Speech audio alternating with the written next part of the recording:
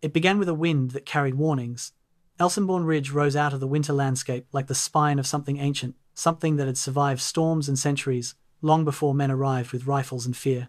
The ridge was cold, harsh, treeless in places, and shaped by a geography that favoured no army, but punished any army that underestimated it. Snow lay across its slopes like a white shroud, untouched at first, silent, waiting. Far below, deep inside the Ardennes, the German offensive had exploded into motion. Entire units were swallowed by fog. Outposts disappeared without warning. Roads vanished under snow so thick it erased the world. Towns that had seemed safe hours earlier suddenly fell into chaos as armoured columns tore through them. The enemy was advancing so quickly that even the air seemed to carry urgency, but the storm hit something it could not break. Elsenborn Ridge. And the men who refused to leave it, the American soldiers who reached the ridge, did not arrive in triumph. They came cold, exhausted, confused. Many of them, retreating from the first shock of the offensive, they scrambled up the slopes with numb fingers, faces stung by wind, boots soaked through.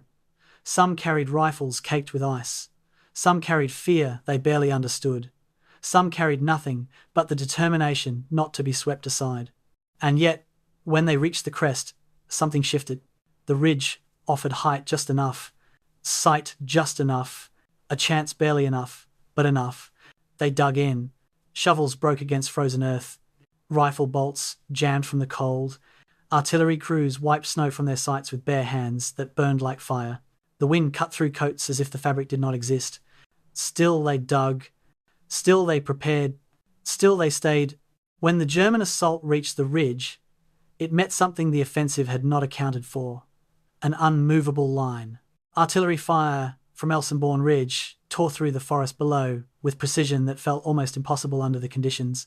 German armour advanced again and again, but each push collided with a wall of determination shaped by cold breath, weary bodies, and a refusal to give ground that bordered on defiance. The ridge became a shield not just for the men who held it, but for the entire northern flank of the Allied front. If Elsenborn fell, the enemy could break through to critical roads, key towns, vital positions. The ridge was the hinge of a door that could not be allowed to swing open. For days, snow fell so heavily it seemed to erase time. Soldiers slept beside their guns, woke to fire missions, ate what they could, shivered through every hour. Artillery thundered like distant avalanches. Machine gun bursts echoed through the icy air. Trees splintered under shell fire. Ice cracked beneath boots. The cold became a second enemy, just as deadly as the one advancing from the woods below. But the ridge held, and the men on it held even harder. They held against armour. They held against infantry. They held against cold that stole sensation from fingers and toes. They held against exhaustion that pressed on them like a weight. They held because if they didn't, everything behind them would collapse. Tonight we return to that ridge, to the frozen trenches carved by trembling hands, to the breath that turned to fog in the air, to the sound of artillery firing from heights that refused to be conquered, to the moment when a few thousand men shaped the fate of an entire front. Before we go deeper, I want to ask you something soft and personal. What kind of night surrounds you right now as you listen? Is it warm, quiet, dim? Describe the feeling, not the place, just the feeling around you. And something deeper, unique to this episode. The men of Elsenborn Ridge held firm when everything else felt like it was falling apart. In your life, has there been a moment when you found strength you didn't know you had, simply because the situation demanded it? If you want, share what that moment taught you about yourself. And if these slow journeys through the past help you calm your thoughts, ease your breathing, or drift into sleep, consider subscribing. December 10th, 1944, a convoy of trucks wound through the frozen Belgian countryside, carrying soldiers who couldn't believe their luck. The men of the 99th Infantry Division pressed against the canvas sides, watching snow-dusted pine forests slide past, whispering among themselves about their assignment. They were heading to the Ardennes, a sector veterans called the Ghost Front, no major fighting in months, a place where green divisions learned the ropes before being thrown into real combat. Private First Class William James Sakanikas scribbled in his diary that night. Finally caught a break. This place is quiet as a church. He had no way of knowing that in 6 days, this quiet forest would erupt into the largest battle American forces would fight in World War II. The 99th Division was nicknamed the Battle Babies, and not as a compliment. Every single soldier was seeing combat for the first time. They'd trained in Texas and Oklahoma, crossed the Atlantic in October, and spent November in England waiting for orders. Most were between 18 and 22 years old. They came from small towns across America, farm boys and factory workers who'd been civilians a year earlier. Their officers weren't much more experienced. Battalion commanders averaged 32 years old, many commissioned through officer candidate school rather than West Point. The division had been assembled in 1942, but the army kept stripping away its trained men to fill gaps in other units, bleeding casualties in France and Italy. By the time the 99th reached Belgium, it was essentially starting over with fresh replacements. When they rolled into the Ardennes, they were considered so untested that First Army headquarters deliberately placed them in the quietest sector on the Western Front. The Ardennes itself seemed designed to reassure nervous newcomers. The region stretched across eastern Belgium and Luxembourg, a landscape of dense forests, rolling hills, and narrow valleys. Small villages clung to hillsides, their stone churches and steep-roofed houses unchanged for centuries. Belgian civilians greeted the arriving Americans with cautious optimism, offering eggs and bread, pointing out where German patrols sometimes crossed the Our River at night. The front line here was almost polite. German and American positions faced each other across valleys, occasionally exchanging artillery fire, but mostly observing an unspoken truce. Men on both sides were cold, tired, and uninterested in pointless heroics. The 99th sector covered the Losheim Gap in the south up to the village of Monschau in the north, anchoring on a prominent ridge called Elsenborn. The terrain was challenging, all steep hills and poor roads, but that seemed to work in the defenders' favour. Nobody attacked through country like this. What the battle babies didn't know, what nobody at First Army headquarters fully grasped, was that their quiet sector was actually a carefully calculated risk. The Ardennes Front stretched 80 miles, defended by only 4 divisions. Military doctrine suggested 12 divisions were needed to properly hold that much ground, but Supreme Headquarters, Allied Expeditionary Force, the command running the war in Europe, had made a deliberate choice. The Ardennes was considered impassable to large-scale armoured operations. The terrain was too rugged, the roads too narrow, the forests too dense. It was the same logic the French had relied on in 1940, when they'd left the Ardennes, lightly defended, assuming the German army would never attack through such difficult country. That assumption had proven catastrophically wrong when panzer divisions poured through the region and reached the English Channel in 10 days, crushing France. But in December 1944, Allied commanders believed the situation was different. Germany was retreating on all fronts, its armies shattered, its fuel supplies exhausted.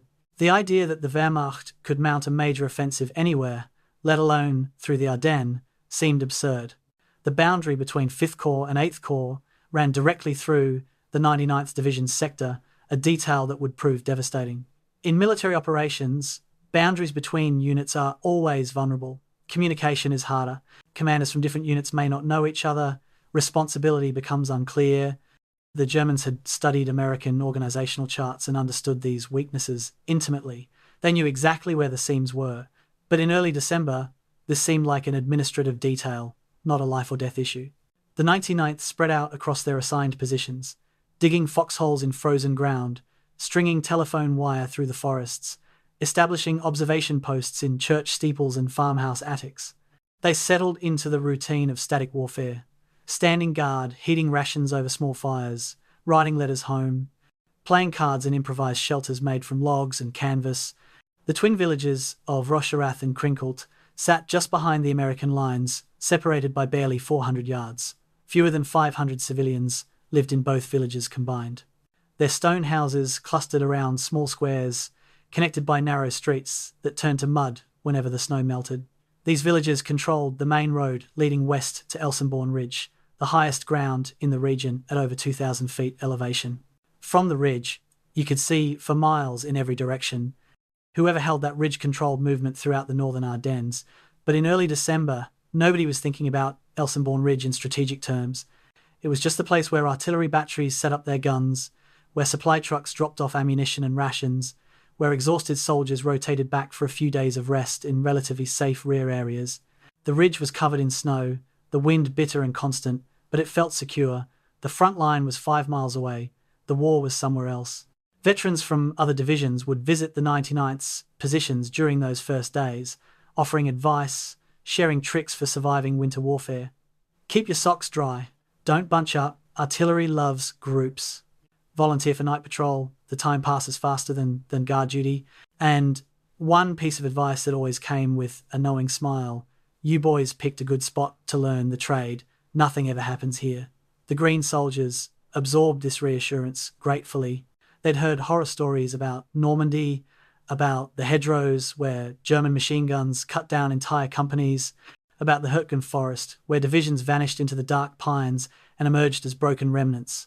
The Ardennes seemed civilized by comparison. Dangerous, yes, any front line was dangerous, but not the meat grinder, not the kind of place where divisions lost half their strength in a week. The battle babies began to relax slightly, to believe they might survive their introduction to combat after all. Intelligence reports arriving at division headquarters told a different story, but nobody wanted to believe them. Patrols returned, describing unusual activity across the German lines. Engine noises at night, the distinctive sound of tracked vehicles moving through forests, increased radio traffic, coded messages flying back and forth with unusual urgency. German civilians near the border acted strangely, some packing belongings and fleeing eastward, away from the front, as if expecting something terrible. A German woman in Monschau warned American military police on December 14th, "The soldiers are coming. Many, many soldiers." She was dismissed as a hysteric. A captured German officer, interrogated on December 13th, mentioned preparations for a major offensive. His statement was filed as probable disinformation, an attempt to make the Americans redeploy forces away from somewhere more important. Aerial reconnaissance spotted new German positions, freshly dug and camouflaged, but these were interpreted as defensive preparations. After all, Germany was losing. Of course they were digging in. On December 15th, the last quiet evening, soldiers of the 99th Division performed the mundane rituals of military life. Hot chow arrived in insulated containers, the first warm meal in days. Mail call brought letters from home, some written weeks earlier, news from a world that seemed impossibly distant. A supply sergeant distributed extra blankets and wool socks, luxury items on the frozen front. In the twin villages, a few soldiers attended evening mass at the Catholic Church, the Latin liturgy a comfort even to the Protestants and Jews among them. Card games started in dugouts and bunkers, men betting their cigarette rations on poker hands. Sentries rotated onto the line, scanning the dark forests across the valley, seeing nothing but trees and snow. The night was cold and clear, stars brilliant overhead, the temperature dropping towards zero. In 6 hours, the largest German artillery barrage on the Western Front since 1940 would shatter this peace. In 6 hours, the 99th Infantry Division would begin a trial by fire that would transform them from untested boys into the men who saved the northern shoulder of the Bulge. Some could sense it coming, though they couldn't articulate why. A squad leader named Jack Guthrie told his men before they bedded down, "Keep your boots on tonight, keep everything on." They asked why, and he couldn't explain it, just a feeling in his gut. A lieutenant named Eric Wood, commanding a forward observation post, stared into the darkness and told his radio man, "Something's wrong. It's too quiet." These instincts were dismissed as new guy jitters, the paranoia of inexperienced soldiers jumping at shadows, but evolution had wired some men to detect danger through subtle signs others missed. And that night, those men were right. In the German forests 3 miles away, over 1,500 artillery pieces were being loaded and aimed. 200,000 German soldiers were moving into assault positions, the largest offensive force Germany would field in the West during the entire war. The plan called for Elsenborn Ridge to fall within 12 hours. The men defending it had no idea they were standing at ground zero of Hitler's final gamble. September 16th, 1944, deep in the forests of East Prussia, Adolf Hitler sat in a concrete bunker called the Wolf's Lair and made a decision that would kill over 100,000 men. He spread maps across a wooden table, maps showing France, Belgium, the Netherlands. Allied armies were driving toward Germany's borders, crushing Wehrmacht divisions that had once seemed invincible. The Führer's hands trembled slightly, a symptom of Parkinson's disease that he tried to hide from his generals. He placed one shaking finger on the map, tracing a route from the German border through the Ardennes forest to the Belgian port of Antwerp. "Here," he said, "we attack here. We split the British from the Americans. We force them to negotiate. We win time." The generals in the room, hard men who'd commanded armies from Moscow to Normandy, exchanged glances. None dared say what they were all thinking. This was madness. But Hitler was beyond reason, beyond reality. He lived in a fantasy world where willpower could overcome material disadvantage, where one bold stroke could reverse years of defeat. Operation Wacht am Rhein, Watch on the Rhine, was born in that moment of delusion. The plan was breathtaking in its ambition and impossible in its requirements. 3 German armies would strike through the Ardennes in the dead of winter, achieving complete surprise. 6th Panzer Army under SS Oberstgruppenführer Sepp Dietrich would form the main effort on the northern shoulder, smashing through American lines and racing 120 miles to seize Antwerp. 5th Panzer Army under General Hasso von Manteuffel would drive toward Brussels in the centre. 7th Army would protect the southern flank against counterattacks. The offensive required 10 days of heavy cloud cover to neutralize Allied air superiority. It required capturing American fuel dumps intact because Germany no longer had enough gasoline to sustain the advance. It required speed, shock, and a level of tactical success Germany hadn't achieved since 1941. Most critically, it required roads. The Ardennes was crisscrossed by a limited network of paved routes called rollbahns. 6th Panzer Army was assigned 5 of these rollbahns, numbered routes A through E. 3 of them ran directly through or adjacent to Elsenborn Ridge.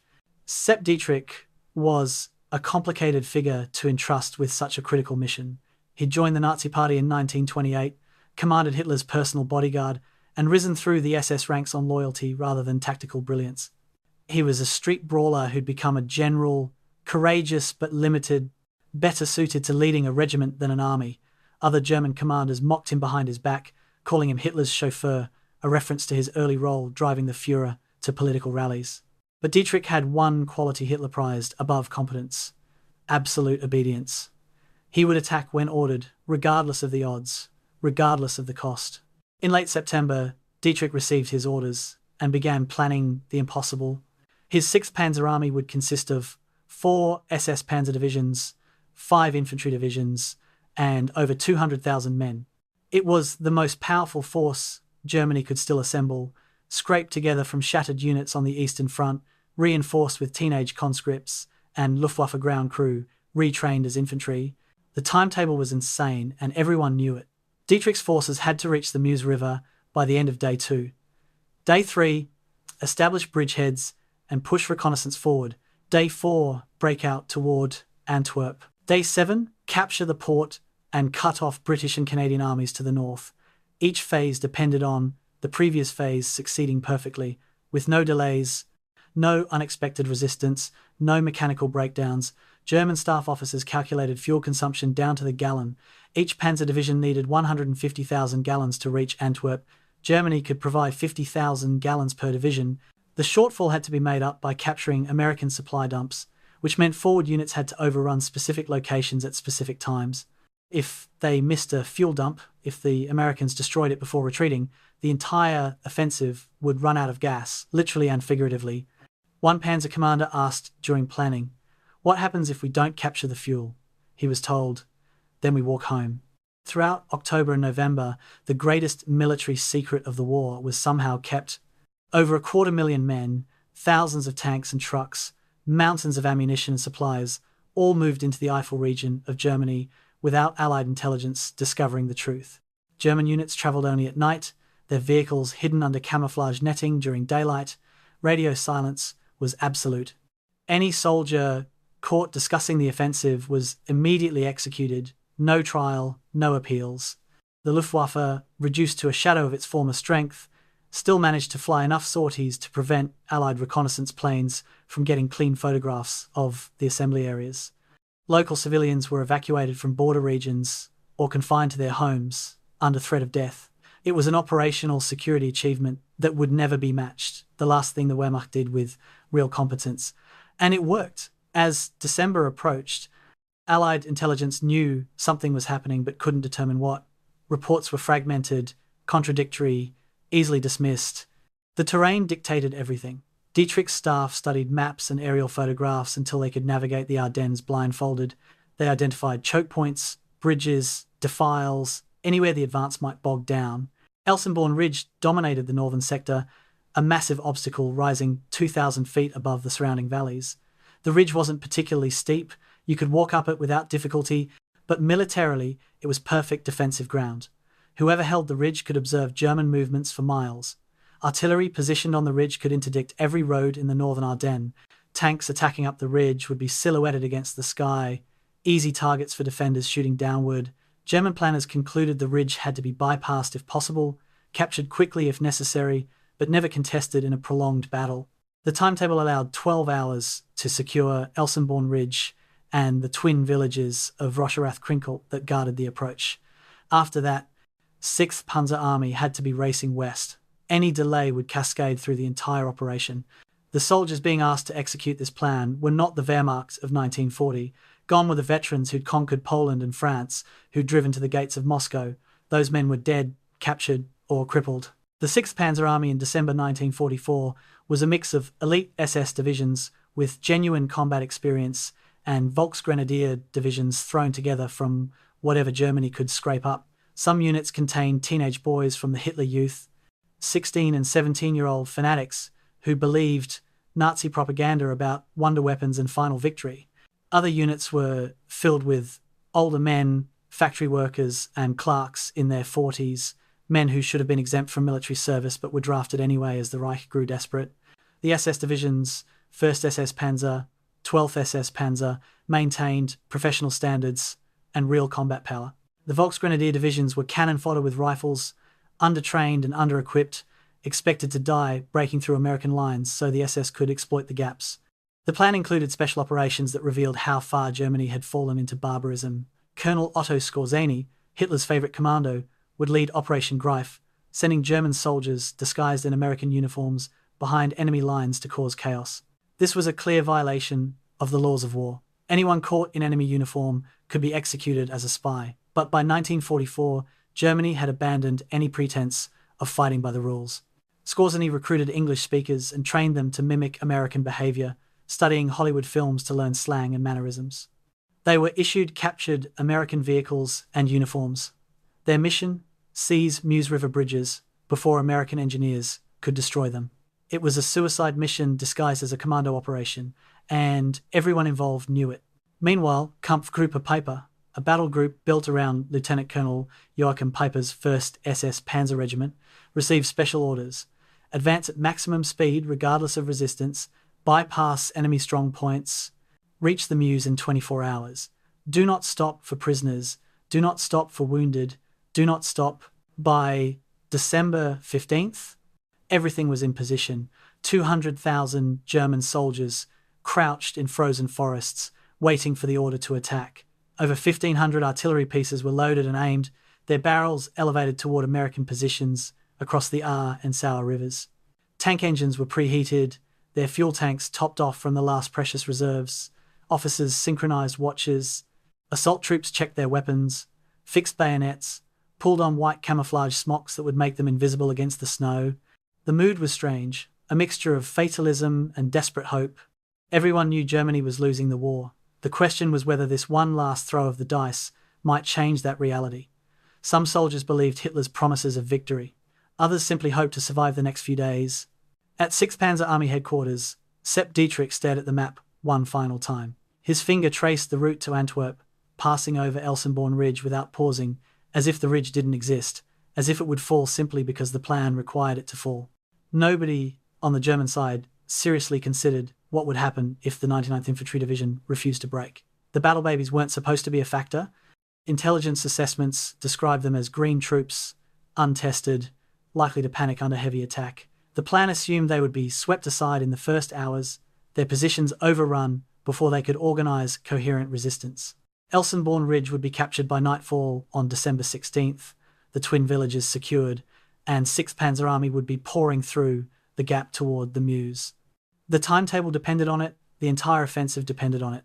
At 5:30 in the morning on December 16th, when the barrage began, German officers were already thinking about objectives 20 miles beyond the ridge, mentally racing toward Antwerp while their troops were still climbing out of their assault trenches.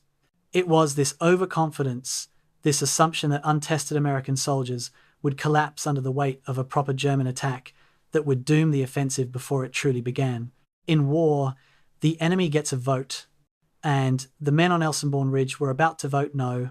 December 9th, 1944. First Lieutenant Lyle Buch led his intelligence and reconnaissance platoon through a pre-dawn forest patrol near Losherat, Belgium. His 18 men moved quietly through the trees, their breath fogging in the bitter cold, rifles ready. They were approaching the German lines, close enough to hear occasional voices, the clink of equipment. Bach was 20 years old, a college kid from Missouri who'd enlisted after Pearl Harbor. He'd been commissioned 6 months earlier and given command of this specialized unit attached to the 99th Division's headquarters. His job was to scout enemy positions, gather intelligence, report anything unusual. That morning, he found something unusual. Through binoculars, he observed German troops moving with purpose through the forest opposite his position. Not the casual movement of men in a static sector, but organized, deliberate, like units rehearsing an operation. He counted vehicles, noted their types, estimated troop strength. When he radioed his report to division headquarters, the response was polite dismissal, probably routine defensive preparations, continue monitoring. The intelligence was there. It piled up on desks at every level of command, from battalion to army group, a mountain of evidence that any competent analyst should have recognized as preparation for major offensive action. Patrols from multiple divisions along the Ardennes Front reported identical observations. Increased enemy activity, engine noises at night, new positions being constructed, unusually aggressive enemy patrols probing American lines. Signal intelligence detected a threefold increase in German radio traffic, messages flying back and forth using codes that American cryptographers couldn't break but whose volume alone suggested something significant. Air reconnaissance, limited by poor weather but still occasional, photographed new German positions in the Eifel region, though the meaning wasn't clear from altitude. Most tellingly, German civilians near the border were fleeing eastward, away from the front.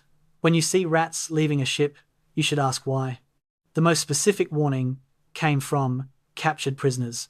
On December 4th, a German soldier surrendered near Losheim Gap, and during interrogation, mentioned that his unit was preparing for a major offensive.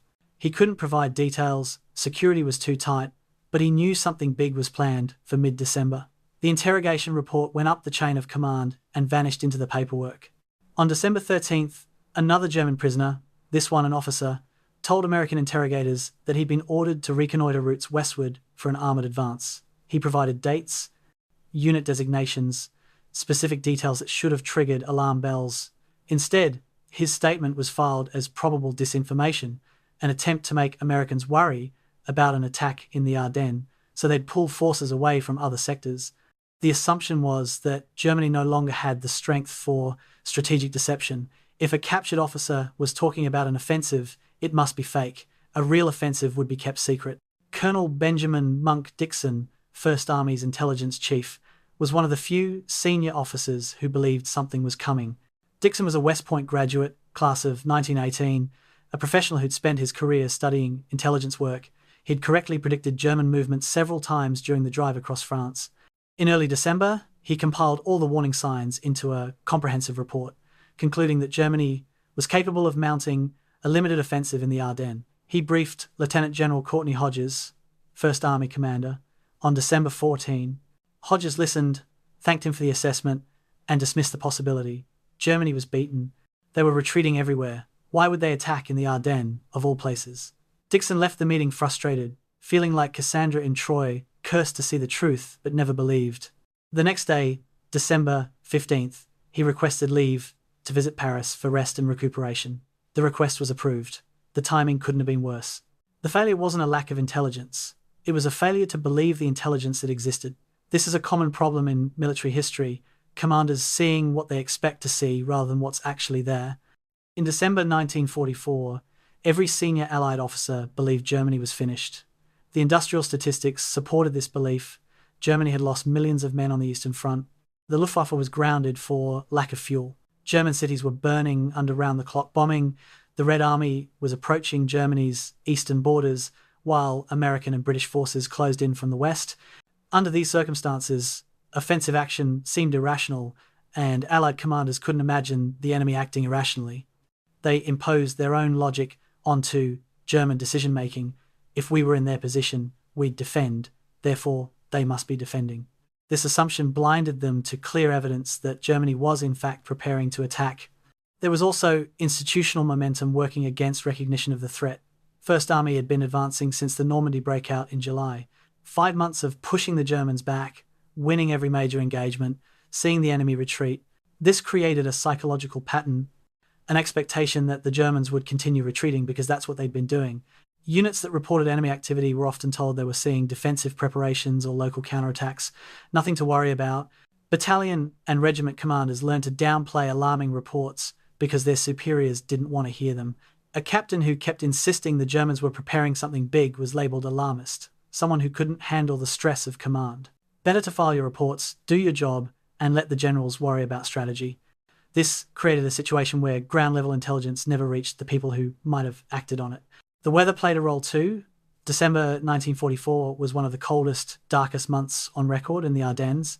Heavy clouds covered the region almost continuously, preventing aerial reconnaissance. The few times American planes could fly, visibility was so poor that German camouflage was effective. Ground patrols couldn't penetrate deep into German territory because the forests were too dense and the enemy too alert.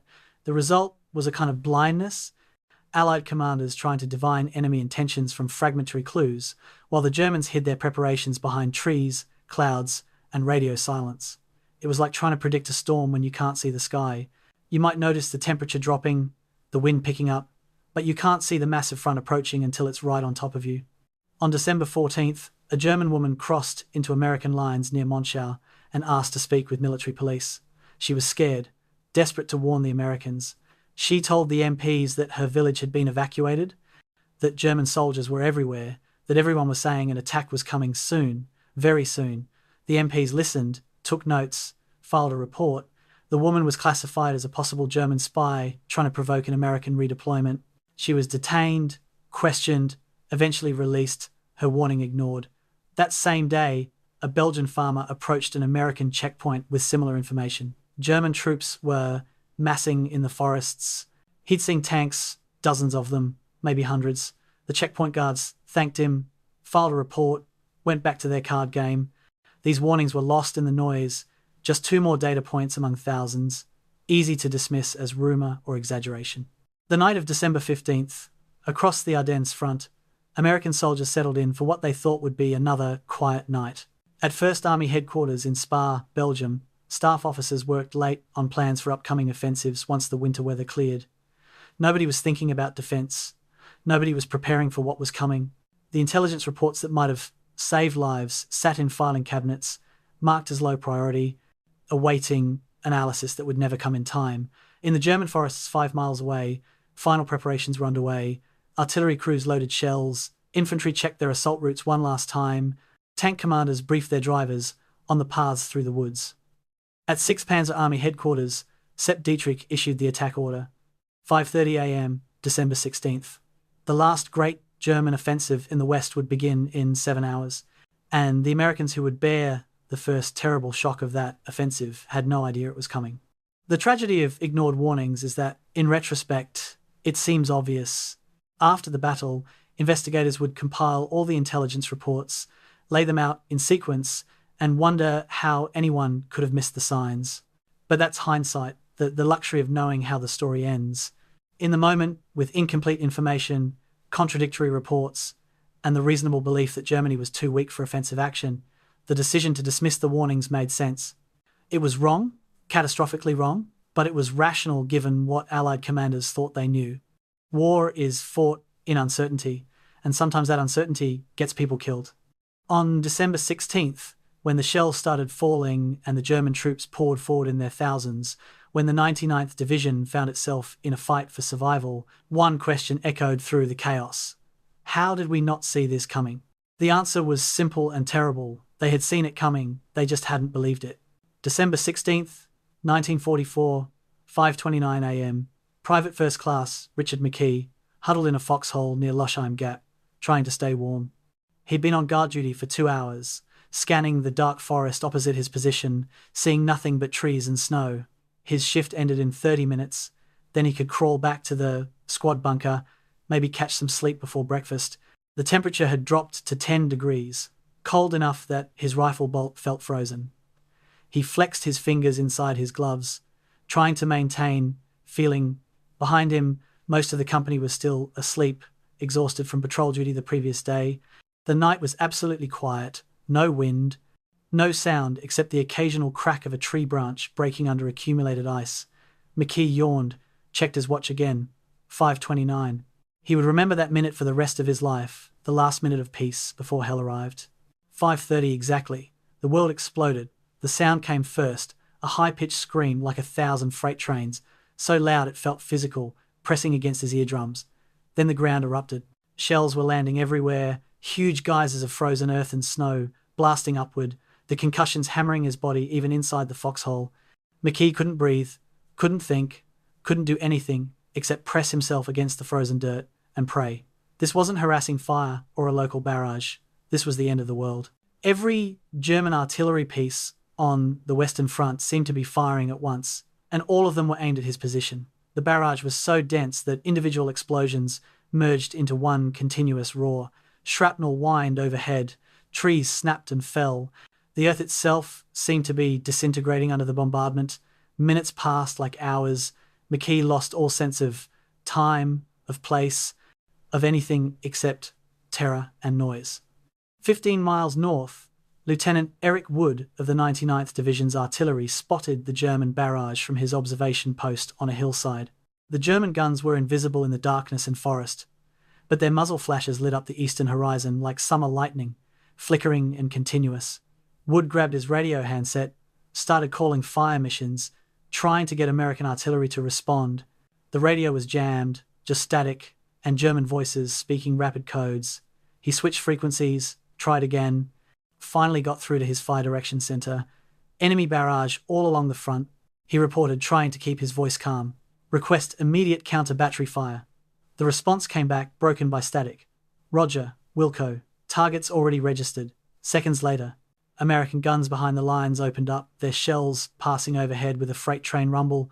Wood watched the impacts through binoculars, trying to spot German gun positions. But the German artillery was dug in, camouflaged, protected. The counter-battery fire was mostly wasted ammunition, shells landing in empty forest. The German barrage lasted 90 minutes. 1,500 artillery pieces, firing as fast as their crews could load them. The guns ranged from standard 75mm field pieces to massive 170mm guns that fired shells weighing 140 pounds. Most terrifying were the Nebelwerfers, the screaming Mimes, rocket artillery that shrieked like banshees as they arced across the sky. The psychological effect was worse than the actual casualties. Men who'd never been under artillery before broke immediately, curled into fetal positions in their foxholes, unable to move or fight. Others reacted with frantic activity, abandoning protected positions to run for better cover, getting caught in the open and shredded by shrapnel. Squad leaders tried to maintain order, shouting commands that couldn't be heard over the explosions. Platoon command posts took direct hits, killing officers and NCOs, leaving units leaderless. What made the barrage even more effective was the terrain. The Ardennes forest canopy forced shells to detonate at treetop level, creating deadly airbursts that sprayed shrapnel downward. A man in a foxhole might survive a direct hit that buried itself before exploding, but an airburst scattered metal fragments over hundreds of square yards.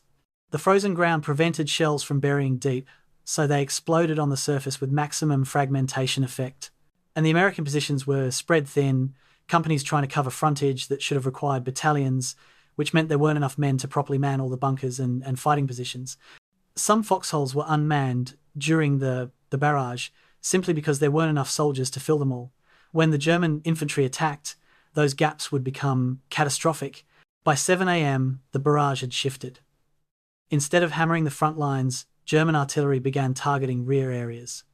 Command posts, supply dumps, artillery positions, crossroads. This was textbook combined arms warfare, isolating the frontline troops by destroying their support. American artillery batteries found themselves under direct fire, their crews forced to abandon the guns or die at their posts. Many crews stayed, continuing to fire even as German shells landed among them, an act of courage that would save the defense in the coming hours. Communication lines were cut, telephone cables severed by shrapnel. Radio operators struggled with dead batteries and equipment damaged by concussion. Orders couldn't get forward, reports couldn't get back. The American command structure was blind and mute, unable to understand what was happening or respond effectively. At 8 o'clock, through the lifting smoke and fog, American soldiers saw them coming. German infantry in white camouflage smocks, moving through the snow in loose formation, rifles at the ready. Behind them, darker shapes resolved into tanks and assault guns, their engines growling. The infantry advanced in waves, one line pausing to provide covering fire, while the next line moved forward, professional and disciplined. These were not the demoralized Germans of Allied propaganda. These were veteran soldiers executing a well-rehearsed plan. American machine gunners opened fire, their traces bright in the grey dawn. Germans fell, but others kept coming. Mortars began landing on American positions, 60mm rounds that could drop right into foxholes. The sound changed from the roar of artillery to the sharp crack of rifles, the ripsaw burr of machine guns, the thump of grenades. The Losheim Gap sector collapsed first. The 394th Infantry Regiment, holding the southern flank of the 99th Division's line, faced three German divisions, the 3rd Parachute Division and the 12th and 277th Volksgrenadier Divisions. The math was impossible. A single American regiment, fewer than 3,000 men, against over 30,000 Germans. The first defensive positions were overrun within an hour. Some units fought to the last man. Others tried to retreat and were caught in the open, machine-gunned or captured. By mid-morning, German troops were pouring through the gap, heading west toward the twin villages of Rocherath, Krinkelt. The entire southern flank of the 99th Division was coming apart. Officers tried to organize fallback positions, but in the chaos, companies lost contact with their battalions, platoons became isolated, squads were reduced to handfuls of men fighting from improvised positions. Further north, the 99th Division's 399th Infantry Regiment fared slightly better but still faced overwhelming odds. The 277th Volksgrenadier Division hit them with everything: infantry, armour, artillery, and combat engineers with flamethrowers. The regiment bent but didn't break. Officers who'd never commanded in combat suddenly had to make life-and-death decisions. Lieutenant Colonel William McKinley, commanding the 1st Battalion, organised a fighting retreat through the forest, his men leapfrogging from position to position, buying time. But time for what? Nobody knew if reinforcements were coming or if they were supposed to retreat to some defensive line in the rear. The fog of war wasn't metaphorical, it was literal. Smoke, mist, and confusion, so complete that commanders couldn't tell what was happening 100 yards away. By noon on December 16th, the situation was desperate. The 99th Division had suffered over 30% casualties in some battalions. The defensive line was broken in multiple places. German armour was advancing through the gaps, and yet the division hadn't collapsed. Despite being green troops experiencing combat for the first time, despite the overwhelming German advantages, the battle babies were fighting. They died in their foxholes rather than surrender. They fired until their ammunition ran out, then fought with grenades, then with bayonets. Some positions held all day, refusing to yield even when bypassed and surrounded. It wasn't heroism in the Hollywood sense. It was simpler and more profound than that. They stayed because their buddies were staying. They fought because everyone around them was fighting. They held because holding was all they could think to do. And in doing so, these untested soldiers bought precious hours that would allow the American command to react, to send reinforcements, to organize a defense. The 99th Infantry Division was being destroyed on December 16th. But in its destruction, it was achieving something no one expected. It was slowing down the German timetable. And in this battle, time was everything. December 17th, 1944, 2 p.m. Lieutenant Colonel William McKinley stood at a crossroads in Rocherath, studying his map in the fading winter light. He commanded the 1st Battalion, 399th Infantry Regiment, and he'd just received orders that made no sense. Instead of continuing to retreat west toward safety, his battalion was to turn around and defend Rocherath Krinkelt, hold the twin villages at all costs, buy time for the 2nd Infantry Division to establish a defensive line on Elsenborn Ridge. McKinley looked at his exhausted men, fewer than 400 left from the 600 who'd started the battle yesterday. They'd been fighting continuously for 33 hours, falling back through the forest, leaving their dead where they fell. Now they were supposed to stop and fight a delaying action against an entire SS Panzer division. He folded the map, lit a cigarette, and called his company commanders together. "We're staying," he told them. "Right here. This is where we make our stand." Rocherath and Krinkelt were typical Belgian villages, stone and brick houses clustered along narrow streets, separated by barely 400 yards of open ground. Together they housed fewer than 500 civilians in peacetime, most of whom had already fled west. The villagers sat astride the main road from Bullingen to Elsenborn Ridge, which made them strategically critical. Whoever controlled these villages controlled access to the ridge. The houses were solidly built, thick walls that would stop rifle bullets and provide cover from shell fragments. The streets were narrow enough that tanks couldn't maneuver easily, forcing them into predictable routes. For defensive purposes, the villages were nearly ideal terrain, but defending them required something McKinley's battalion didn't have: sufficient troops. Military doctrine called for a regiment to hold a position like this. He had less than a battalion, and facing him was the 12th SS Panzer Division, Hitlerjugend, Hitler Youth, one of the most battle-hardened units in the German army. The 12th SS had earned its reputation in blood. Formed in 1943 from 17 and 18-year-old volunteers from the Hitler Youth Organization, it had fought through the Normandy campaign with fanatical intensity. The division's soldiers were true believers, raised on Nazi ideology, convinced of their racial superiority and Germany's inevitable victory. They were also experienced combat veterans now, the survivors hardened by 6 months of brutal fighting in France. Their tanks were Panthers and Mark IVs, superior to anything the Americans could field. Their tactics were aggressive and flexible. They expected to roll through Rocherath Krinkelt in a few hours, brush aside whatever resistance they encountered, and continue racing toward the Meuse River. The last thing they expected was a serious fight. The first German tanks entered Rocherath at 2:45 p.m. Panthers leading the way, their long 75mm guns swiveling as they searched for targets. Behind them came infantry in half-tracks, SS grenadiers in camouflage smocks, combat veterans who moved with lethal confidence. The lead Panther advanced down the main street, its commander standing in the open turret hatch, scanning the buildings.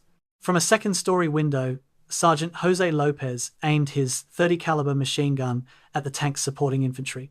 He let the Panther pass, waited until the infantry was in the open, and opened fire. The burst caught the Germans completely by surprise, cutting down half a dozen men in seconds. The Panther's turret spun, trying to locate the source of fire. Before it could fire, a bazooka team in a basement launched a rocket at close range. The rocket hit the Panther's thin side armor and penetrated. The tank brewed up, ammunition cooking off in a series of secondary explosions. The commander was thrown from the turret, landing broken in the street, his crew burned alive inside the tank. That first engagement set the pattern for the next 48 hours. The Germans had overwhelming firepower, but the Americans held every advantage that came with urban defense. The stone houses were miniature fortresses. Machine guns covered every intersection. Bazookas waited in basements and alleys, letting tanks pass before shooting them from behind. When a building became untenable under German fire, the defenders retreated through courtyards and gardens to the next position, maintaining an interconnected defense that was impossible to crack with frontal assault. The Germans were forced to clear each house individually, room by room, floor by floor. Every window might hide a rifleman. Every doorway might conceal a machine gun. The Panthers couldn't elevate their main guns high enough to shoot into second-story windows, making them vulnerable to bazookas fired from above. German infantry, caught in the narrow streets, was slaughtered by American machine guns firing from prepared positions. By nightfall on December 17th, the Germans had penetrated about halfway through Rocherath, but at terrible cost. 27 tanks and assault guns were burning wrecks scattered through the streets, their hulks providing cover for American defenders. German infantry casualties were mounting into the hundreds. The 12th SS Division commander, Standartenführer Hugo Cross, radioed 6th Panzer Army headquarters, "Resistance is fanatic. Every house must be taken separately. Advance is slower than expected." That was German military understatement for, "We're getting our asses kicked." Cross committed more troops, pulled his reconnaissance battalion from the advance guard and threw it into the village fighting. American positions that had held all day were finally overwhelmed through sheer weight of numbers. But each house that fell had exacted a price, and the Americans were retreating in good order, falling back to new positions deeper in the villages. The night fighting was particularly brutal. Germans tried infiltrating through gardens and back alleys, only to blunder into American positions and trigger point-blank firefights. Flares and burning buildings lit the scene in flickering orange light that cast wild shadows. The temperature dropped below zero. Wounded men froze to death in the streets. Unable to crawl to cover, ammunition was running low on both sides. American units were reduced to scrounging bullets and grenades from the dead. One company commander reported that his men were down to 3 rounds per rifle. Division artillery, positioned on Elsenborn Ridge, fired continuously in support, the shells passing overhead with a sound like ripping canvas. The constant artillery fire prevented the Germans from massing for a decisive assault, forcing them to attack piecemeal, feeding units into the meat grinder one battalion at a time. December 18th brought reinforcements for both sides but didn't change the fundamental equation. The 2nd Infantry Division was arriving on Elsenborn Ridge, and its lead elements were ordered into Rocherath Krinkelt to support the 99th. The 2nd was a veteran unit, blooded in Normandy, experienced in exactly this kind of desperate defensive fighting. Their arrival stiffened the defense at the exact moment it might have collapsed, but the Germans were also reinforcing, committing the full weight of the 12th SS Panzer Division plus elements of the 3rd Panzer Grenadier Division. The mathematics were inexorable. The Americans couldn't hold indefinitely. The question was how long they could delay the German advance, and every hour mattered. German frustration was turning into rage. The 12th SS had been promised an easy breakthrough, a rapid advance to glory, and the Meuse. Instead, they were stuck in a brutal slugging match with American infantry who refused to quit. SS soldiers, raised on propaganda about American cowardice and weakness, were discovering that the reality was very different. Some German officers began taking unnecessary risks, pushing their men harder, exposing themselves to enemy fire out of anger and impatience. American snipers took advantage, picking off officers and NCOs, decapitating German small unit leadership. One American sergeant, John Hillard, claimed 7 confirmed kills in 8 hours, all German officers identified by their better uniforms and binoculars. Each German officer killed meant a squad or platoon left leaderless, adding to the confusion and slowing the attack even further. By the evening of December 18th, the twin villages were completely destroyed. Not a single building remained intact. The beautiful stone houses were smoking ruins, their walls collapsed, their interiors gutted by fire. The streets were impassable with rubble and wrecked vehicles. Bodies lay everywhere, frozen in the positions where they'd fallen. The smell was overwhelming. Cordite, burning fuel, burnt flesh, all mixing with the bitter cold. American and German positions were sometimes in the same building, fighting floor by floor, sometimes in the same room, separated only by piles of furniture or a collapsed wall. Radio communication had broken down completely. Orders were passed by runner, if they were passed at all.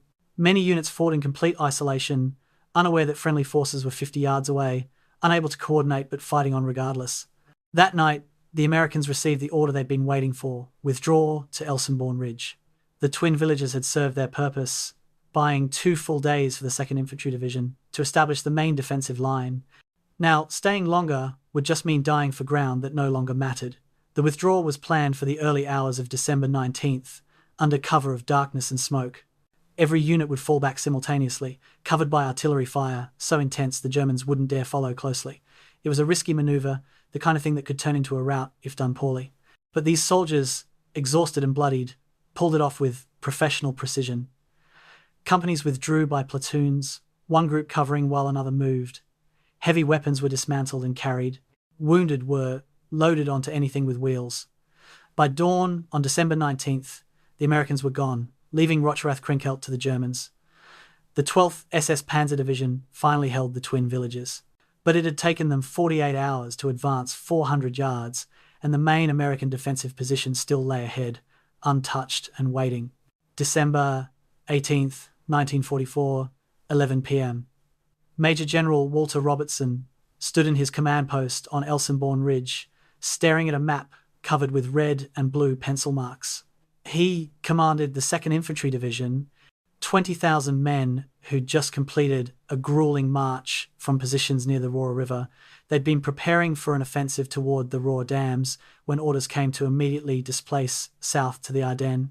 His division had marched through the night, trucks and half-tracks streaming down icy roads, reaching Elsenborn just as the German offensive crashed into the 99th Division. Now, Robertson faced a decision that would determine whether the entire northern shoulder of the Bulge held or collapsed. His staff officers were arguing for a phased withdrawal, falling back toward Liège, establishing a more defensible line with better logistics. Robertson disagreed. "We hold here," he said, tapping the map at Elsenborn Ridge. "This is the line. We don't give them another inch." The ridge wasn't particularly dramatic terrain. It rose gradually from the surrounding valleys, 2,000 feet above sea level at its highest point, a broad plateau rather than a sharp crest, but militarily it was perfect. The ridge dominated every approach from the east. Artillery positioned on the high ground could cover all the roads the Germans needed to use. Defenders on the ridge could see German movements miles away. Most importantly, the ridge offered depth.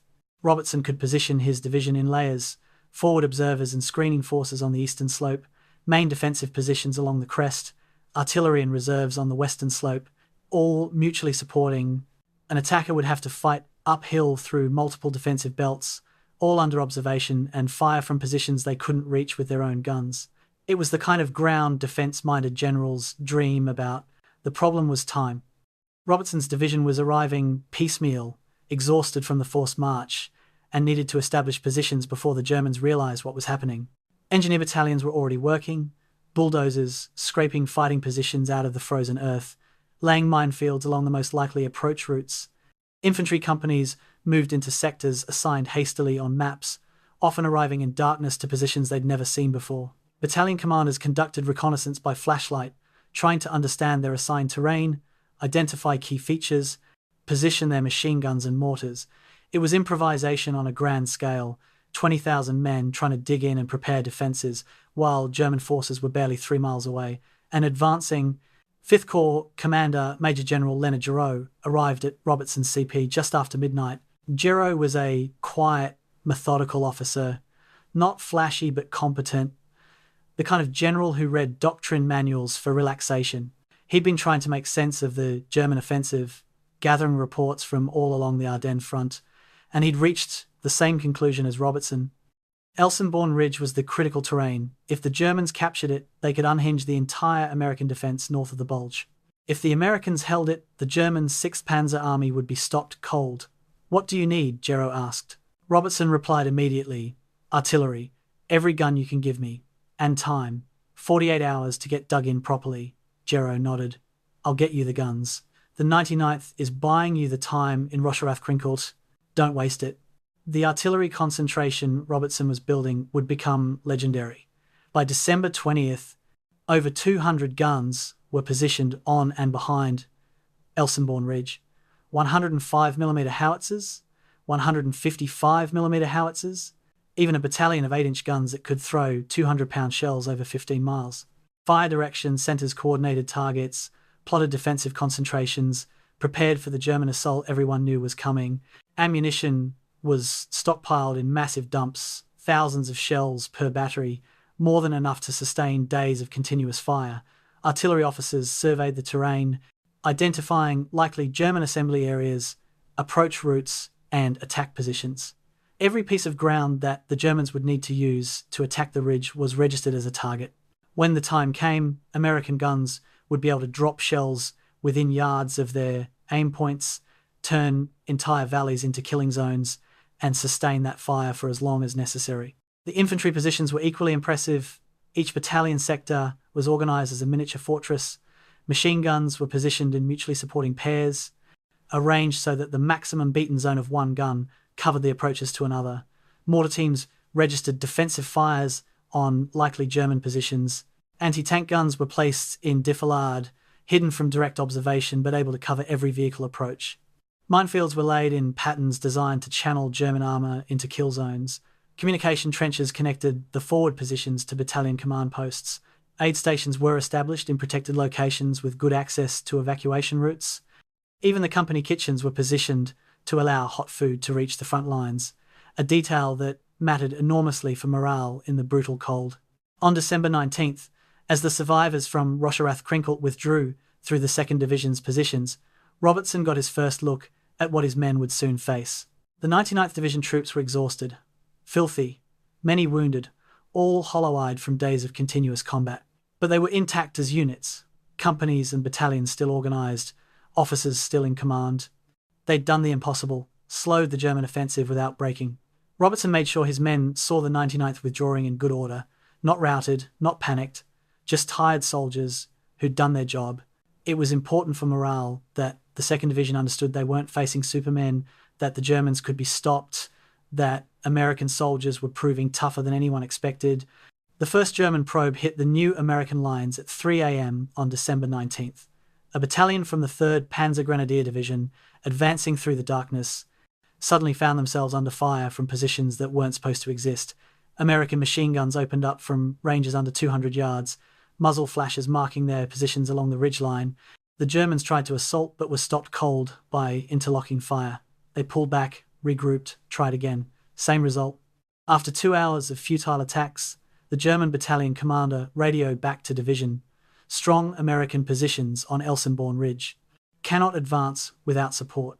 It was the first indication German headquarters had that the Americans had established a main defensive line. The revelation was shocking. According to the timetable, German forces should have been past Elsenborn days ago, racing toward the Meuse. Instead, they hadn't even reached the ridge. That morning, Robertson walked the line personally, visiting each battalion, talking to soldiers, checking positions. He moved with deliberate calm, projecting confidence, showing his men that their commanding general wasn't worried. It was theatre, calculated to steady troops who'd never fought a major defensive battle before. Robertson was actually deeply concerned.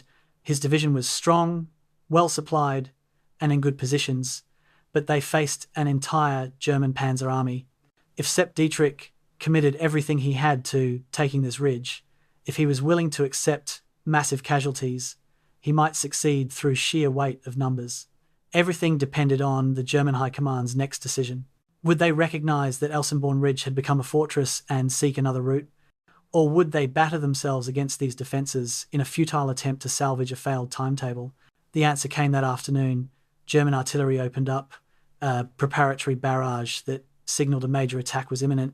American counter-battery fire responded immediately, 200 guns firing nearly simultaneously, a sound like continuous thunder. The artillery duel was awesome and terrifying, shells passing overhead in both directions, the air filled with the scream of projectiles and the crash of impacts. But the Americans had more guns, more ammunition, and better positions. German batteries, forced to fire from lower ground, couldn't match the volume or accuracy of American fire. Within 2 hours, several German artillery battalions had been silenced, their guns destroyed, or crews forced to abandon their pieces. The preparatory barrage that was supposed to soften American defences had failed, and when the German infantry attacked that evening, they did so without adequate artillery support, walking into American defensive fires that hadn't been suppressed. The attack broke before it reached the main line. Bodies in white camouflage smocks lay scattered across the snow-covered slopes. And on Elsenborn Ridge, American soldiers, who'd held their fire until ordered, looked at each other with cautious relief. They'd stopped the first attack, the ridge had held. The question now was whether it could hold tomorrow and the day after that, and for as long as the Germans kept coming. December 19th, 1944, evening, SS Obergruppenführer Sepp Dietrich sat in his headquarters bunker near Schmidheim, Germany, reading casualty reports that made no sense. His 6th Panzer Army had been attacking for 3.5 days. According to the plan, they should be approaching the Meuse River by now. Instead, they'd barely advanced 20 miles, and more than half that distance was in the south, where Kampfgruppe Paper had slipped through the Losheim Gap. The main body of 6th Panzer Army was stuck in front of Elsenborn Ridge, unable to advance, taking casualties. That headquarters was beginning to classify as severe. Dietrich was a street fighter elevated to high command, not a strategic thinker, but even he could see the mathematics. His army was burning fuel, expending ammunition, and bleeding men to attack a position that grew stronger every day, and they weren't winning. The fundamental problem was that the American defense had materialized too quickly. German intelligence had predicted that the 99th Division would break, that Green American troops would panic under the assault, that 6th Panzer Army would race through minimal resistance to the Meuse. Instead, the 99th had fought with unexpected ferocity, buying time for veteran American divisions to establish prepared defenses. Now, Dietrich faced a situation German planning had never seriously considered. A main American defensive line too strong to crack with frontal assault, positioned across all 3 of his assigned rollbahns, blocking any possibility of rapid advance. The 12th SS Panzer Division had lost 27 tanks in Rocherath Krinkelt alone. The 3rd Panzer Grenadier Division had lost over 1,000 men in 48 hours. And those losses had gained ground measured in hundreds of yards, not the miles per hour the offensive required. Dietrich's staff officers were divided. Some argued for continuing the attack, committing reserves, accepting higher casualties to break through.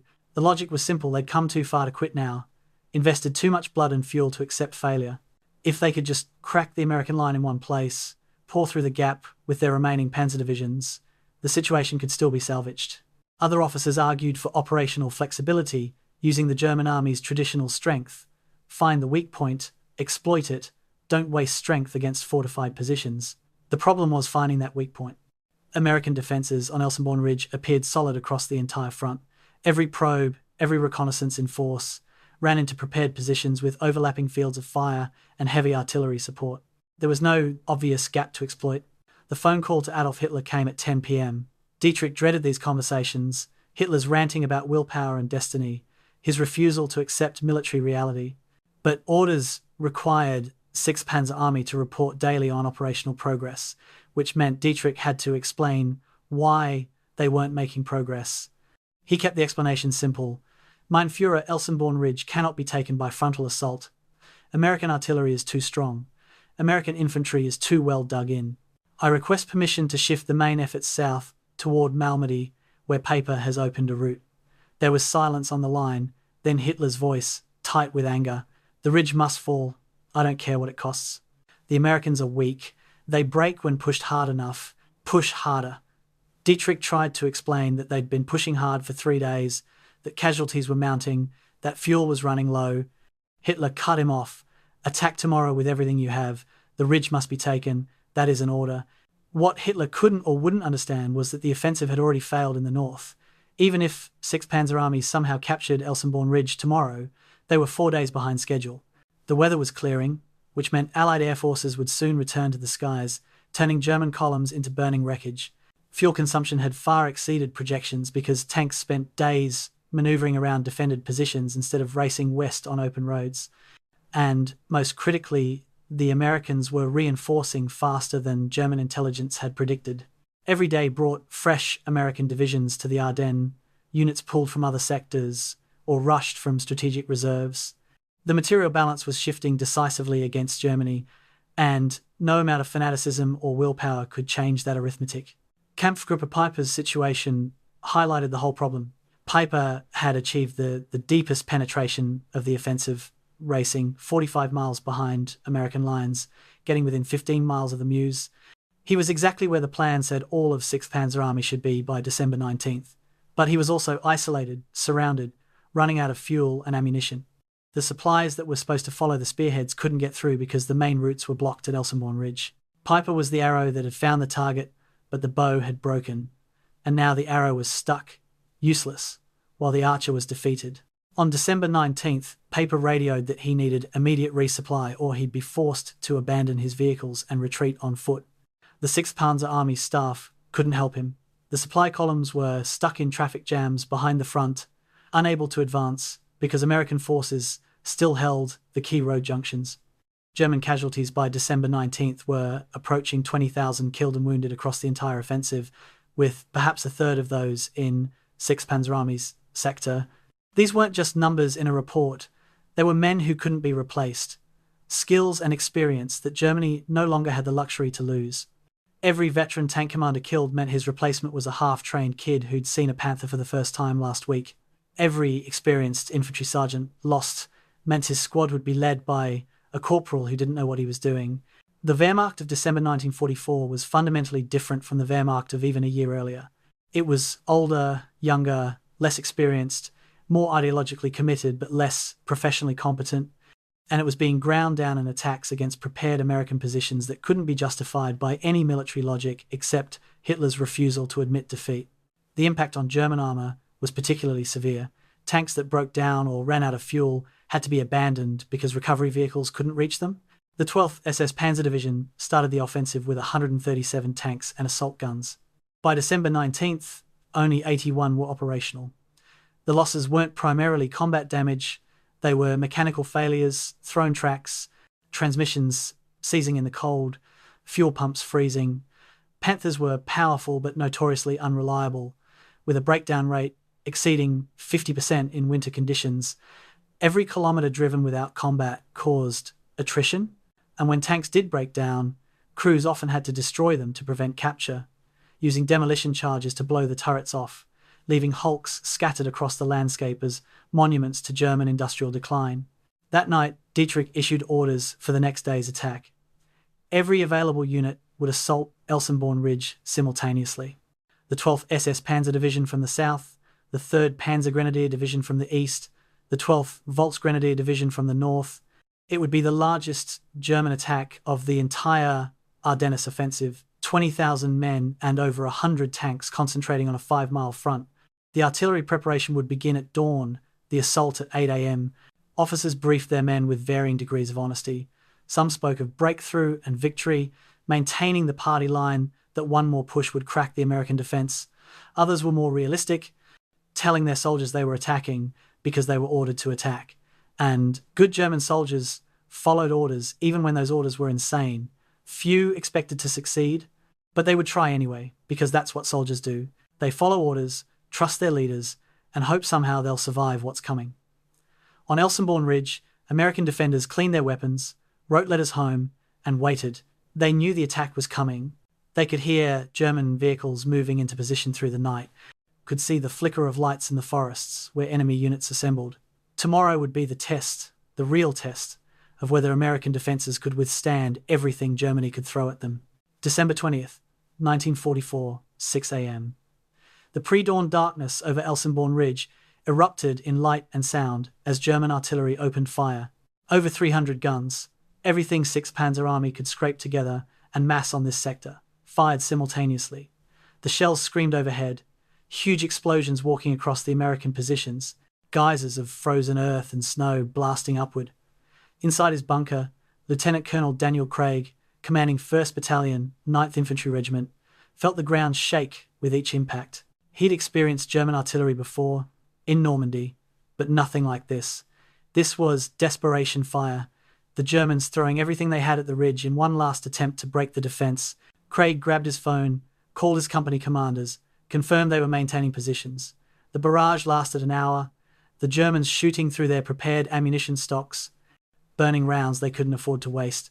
But American positions were deep, reinforced with logs and sandbags, designed to withstand exactly this kind of pounding. At 6:55, as the German barrage began to lift, American artillery responded. What happened next would be studied at military academies for decades. The American Fire Direction Centers had been planning this moment for 2 days, coordinating 240 guns across 5 different battalions. They'd identified the valleys and forests where German infantry would have to assemble for the attack. They'd pre-registered those targets, computed the precise data for each gun, prepared what artillerymen call a time-on-target mission, hundreds of shells from dozens of guns, all calculated to land at the exact same moment for maximum shock effect. At exactly 7 a.m., as German infantry left their assembly areas and began advancing toward the ridge, 1,044 shells landed simultaneously on their positions. The effect was cataclysmic. Obergefreiter Hans Zeller of the 3rd Panzer Grenadier Division was in the first wave, advancing through a valley east of the ridge. He'd survived 3 years on the Eastern Front, fought at Kursk, retreated across Russia, seen the worst the Red Army could deliver. Nothing prepared him for American artillery. The first shells landed like the fist of God, entire squads vaporized in single explosions. Zeller threw himself flat, pressing into the snow as shrapnel whined overhead. The barrage was so dense that individual explosions merged into continuous thunder. Trees were shattered, their trunks splintering, heavy branches falling on men below. The valley filled with smoke and the screams of wounded men. Officers shouted orders that couldn't be heard. Platoons lost cohesion, soldiers running in random directions, seeking cover that didn't exist. Zeller would later tell interrogators that in 90 seconds, his company lost half its strength. 90 seconds. Not a battle, not an engagement, just 90 seconds of concentrated artillery fire. The German attack continued because orders said it had to continue. Surviving officers rallied their men, reformed assault lines, pushed forward through the carnage. They were professional soldiers, or at least what passed for professional soldiers in late 1944 Germany, and professionals don't quit just because the situation's hopeless. The 12th SS Panzer Division committed its armour, Panthers and Mark IVs grinding forward through the snow, their guns firing at suspected American positions on the ridge. The tanks got within 1,000 yards of the American main line before running into the second phase of American defensive fire. Anti-tank guns, positioned in defilade, invisible until they fired. The first 3 Panthers were knocked out within minutes, brewing up, flames and smoke marking their positions. The remaining tanks tried to maneuver, but the terrain channeled them into predictable routes the Americans had registered weeks earlier during their initial defensive preparations. American artillery observers on the ridge had perfect visibility. They could see the German assault developing, watch the tanks advancing, count the infantry companies. They called corrections to the fire direction centers: left 200, add 100, fire for effect. The shells arrived 30 seconds later, huge 155mm rounds that walked through the German formation like a steel rake. One shell could kill every man within 30 yards. A direct hit on a tank might not penetrate the armor, but would kill any infantry nearby and often disabled the vehicle's tracks or external equipment. The Germans tried to suppress American observation posts with direct fire, but the OPs were too well concealed and protected. Shooting at them just revealed German positions and drew more artillery fire. By 9 a.m., the German attack was visibly faltering. Units that should have reached the American main line were still pinned down a mile away, unable to advance through the artillery fire. Casualties were catastrophic. The 3rd Panzer Grenadier Division lost over 800 men in the first 2 hours. The 12th SS Panzer Division lost another 18 tanks, adding to the 27 already destroyed in Rocherath Krinkelt. German commanders were trapped in the classic dilemma. They couldn't advance because the artillery was too heavy, but they couldn't retreat because that would mean admitting failure and disobeying Hitler's direct order to take the ridge. So they stayed, feeding more men into the killing zone, hoping somehow numbers would overwhelm firepower. The Americans were firing at a rate that seemed impossible to sustain. Ammunition trucks ran continuously from supply dumps to gun positions, crews forming human chains to move shells faster. The guns themselves were getting dangerously hot, paint burning off the barrels, crews having to pour water on the breeches to keep them cool enough to operate. Some guns failed, their mechanisms jamming from overheating or parts breaking under stress. But American logistics and planning meant replacement guns were available. Fresh tubes rushed forward while damaged pieces were evacuated for repair. The Germans had nothing comparable. When their guns broke or ran out of ammunition, they simply fell silent. By noon, American artillery was firing nearly unopposed, able to range across the entire battlefield without fear of counter-battery fire. Lieutenant Ernest Frankovich, commanding Baker Company of the 9th Infantry Regiment, watched the carnage through binoculars from his position on the ridge. He'd been an infantry platoon leader in North Africa, fought through Sicily and Normandy, seen plenty of combat. But this was different. This wasn't a battle, it was an execution. German soldiers were dying by the hundreds, mowed down by shell fire before they got close enough for American infantry to even engage with rifles. Frankovich later told a reporter, "I almost felt sorry for them. Almost. Then I remembered what they were trying to do, what they'd done to us the past week, and I called in another fire mission." That quote, brutal in its honesty, captured something essential about Elsenborn Ridge. Both sides were trapped in a situation neither wanted, forced to kill or be killed by decisions made far above their pay grade, fighting over ground that would be forgotten by history except as a footnote to a larger battle. The Germans tried again at 2 p.m, a second assault with fresh troops pulled from reserve. Same result. The attack broke under artillery fire before reaching American lines. They tried a 3rd time at dusk, using the failing light to hide their assembly areas, hoping American observation would be degraded. American artillery simply switched to high-explosive airburst, shells timed to detonate 100 feet above ground, raining shrapnel down on anyone caught in the open. The 3rd attack lasted 45 minutes before the surviving Germans retreated. As darkness fell on December 20th, the battlefield went quiet. Wounded men cried out from the snow, medics from both sides risking their lives to bring them in. The Americans offered an unofficial truce for casualty evacuation, and the Germans accepted. For 2 hours, medics moved across the killing zone, ignoring each other, collecting their respective wounded. It was the only moment of humanity in a day otherwise defined by industrial-scale slaughter. By midnight, preliminary casualty counts reached 6th Panzer Army headquarters. Over 6,000 German soldiers killed or wounded on December 20th alone. 37 tanks destroyed or disabled. Gains achieved 0.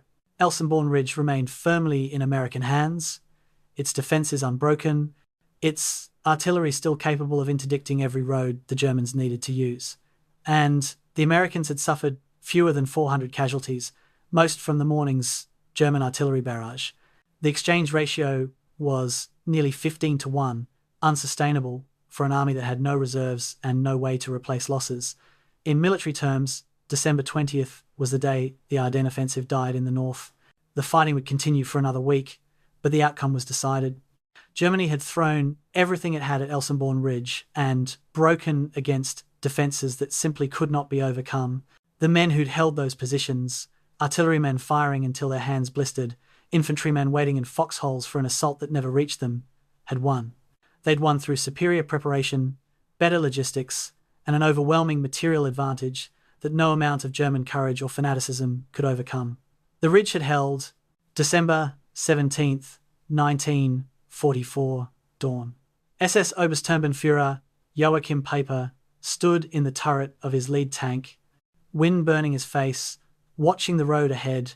His Kampfgruppe, a battle group built around 1st SS Panzer Regiment, was racing west through the Losheim Gap, the one sector where American defences had completely collapsed. Behind him stretched a column of over 100 tanks and half-tracks, 4,800 SS soldiers, the spearhead of the spearhead, the unit tasked with reaching the Meuse River bridges before American engineers could destroy them. Peiper was 29 years old, a veteran of the Eastern Front, physically brave and tactically aggressive. He was also a committed Nazi, a true believer who'd served as Heinrich Himmler's adjutant, who saw this war as a crusade for German racial supremacy. His orders were simple: move fast, bypass resistance, reach the Meuse, regardless of cost. The route took Kampfgruppe Peiper through a series of small Belgian towns: Lanzerath, Honsfeld, Bullingen, Ligneville, Stavelot. Each town should have been defended, should have slowed the German advance, but the speed and surprise of Peiper's attack overwhelmed hastily organised American resistance. At Honsfeld, Peiper's tanks arrived before dawn, catching American vehicles parked in the town square, crews still sleeping. The Germans opened fire at point-blank range, destroying trucks and jeeps, killing American soldiers before they could react. At Bullingen, they captured an American fuel dump intact, 50,000 gallons of gasoline, desperately needed because Peiper's tanks were already running low. The capture seemed like a gift from fate, vindication of the plan's assumption that they could refuel from captured American stocks. But 50,000 gallons wasn't enough.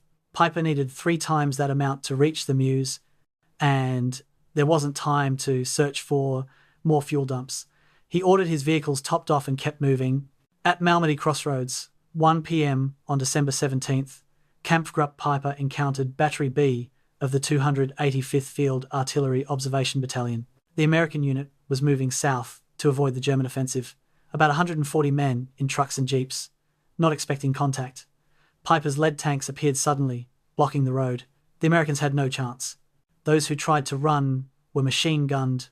Those who surrendered were rounded up, disarmed, forced to stand in a snow-covered field adjacent to the crossroads. What happened next would become one of the most infamous atrocities of the Western Front. German soldiers, whether acting on orders or not remains debated, opened fire on the prisoners with machine guns. The Americans were unarmed, hands raised, no threat. They were murdered anyway. 84 men were killed outright. 43 survived by feigning death, lying in the snow under the bodies of their comrades until the Germans left. The Malmedy massacre wasn't an isolated incident. At Honsfeld, 19 American prisoners were executed. At Bullingen, over 50 more. Near the village of Ligneville, additional prisoners were shot after being captured. The pattern was clear. Peiper's troops were killing POWs because prisoners slowed the advance, required guards, complicated the logistics of a fast-moving column. Whether these murders were explicitly ordered by Peiper or arose from the general tone he set, from his emphasis on speed regardless of humanitarian concerns, is a question historians still debate. What's certain is that word of the massacres spread quickly through American lines, and it fundamentally changed how American soldiers fought for the rest of the battle. Units that might have surrendered when surrounded instead fought to the last bullet. Wounded Germans found by American troops were not treated with mercy. The Malmedy massacre hardened the entire American army in Belgium, turned the fight into something personal and savage. By December 18th evening, Paper had penetrated 45 miles behind American lines, deeper than any other German unit. His spearhead reached Staumont, a small town on the Amblev River, just 15 miles from the Meuse. He was tantalizingly close to achieving his objective, but the American response was finally catching up. Combat engineers were blowing bridges behind Paper, cutting his supply line. American troops, initially scattered by the German breakthrough, were regrouping and establishing roadblocks. The 30th Infantry Division rushed south from its positions near Aachen, began attacking Paper's flanks, and most critically, Paper was running out of fuel again. His tanks were guzzling gasoline at rates far exceeding projections. The terrain was hillier than expected, requiring low gear and high fuel consumption. Combat maneuvering consumed more fuel than highway cruising. Engines ran continuously to prevent freezing in the brutal cold. By December 19th, Paper's tanks were operating on fumes. That day, Paper made one final push toward the Meuse. His lead elements got within sight of the river before being stopped cold by American roadblocks and anti-tank fire. He couldn't go forward, couldn't go back, was surrounded in the village of L'Église with his fuel exhausted. Paper radioed 6th Panzer Army headquarters, requesting immediate resupply or permission to abandon vehicles and retreat on foot. The response was confusion and delay. The supply columns that were supposed to follow Paper were stuck at Stavelot, unable to advance because American forces had retaken the town and now controlled the bridge. The Luftwaffe promised airdrops, but couldn't deliver because Allied air superiority made daylight flights suicidal. Paper was alone, his gambit failed, his Kampfgruppe trapped. For 6 days, Paper held L'Église, surrounded, hoping for relief that never came. His soldiers fortified the village, turned it into a makeshift fortress, repelled American attacks. They had ammunition but no fuel, food but no way to evacuate their wounded. The Americans besieging L'Église weren't in a hurry. They'd sealed the escape routes, brought up artillery, and were methodically pounding the village to rubble. Paper's tanks, Magnificent Panthers and Mark IVs, sat immobilized, their fuel tanks dry, reduced to stationary pillboxes. The psychological impact on the German soldiers was devastating. They'd come so close, gotten within sight of their objective, and now they were trapped, watching their achievement crumble. Some SS soldiers wanted to fight to the death, true believers unwilling to surrender. Others, the practical survivors, argued for saving what was left of the Kampfgruppe while they still could. On December 24th, Christmas Eve, Paper made the decision to break out. He ordered all vehicles destroyed, all heavy equipment abandoned, all wounded left behind with medical supplies and a note asking the Americans to care for them. Then, under cover of darkness, he led his remaining men east on foot, slipping between American positions, moving through forests and across freezing streams, trying to reach German lines. Of the 4,800 men who'd started the offensive with Kampfgruppe Paper, only 770 made it back. The rest were dead, captured, or missing. Every single vehicle was lost. 125 tanks, 50 half-tracks, dozens of trucks and guns. The material cost was staggering, an entire Kampfgruppe worth of equipment destroyed and abandoned, irreplaceable losses for an army that no longer had the industrial capacity to replace them. Paper's failure highlighted everything wrong with the German offensive. The plan depended on speed, but the terrain and resistance slowed movement. It depended on capturing American fuel, but the amounts captured were insufficient. It depended on surprise, but American forces reacted faster than expected.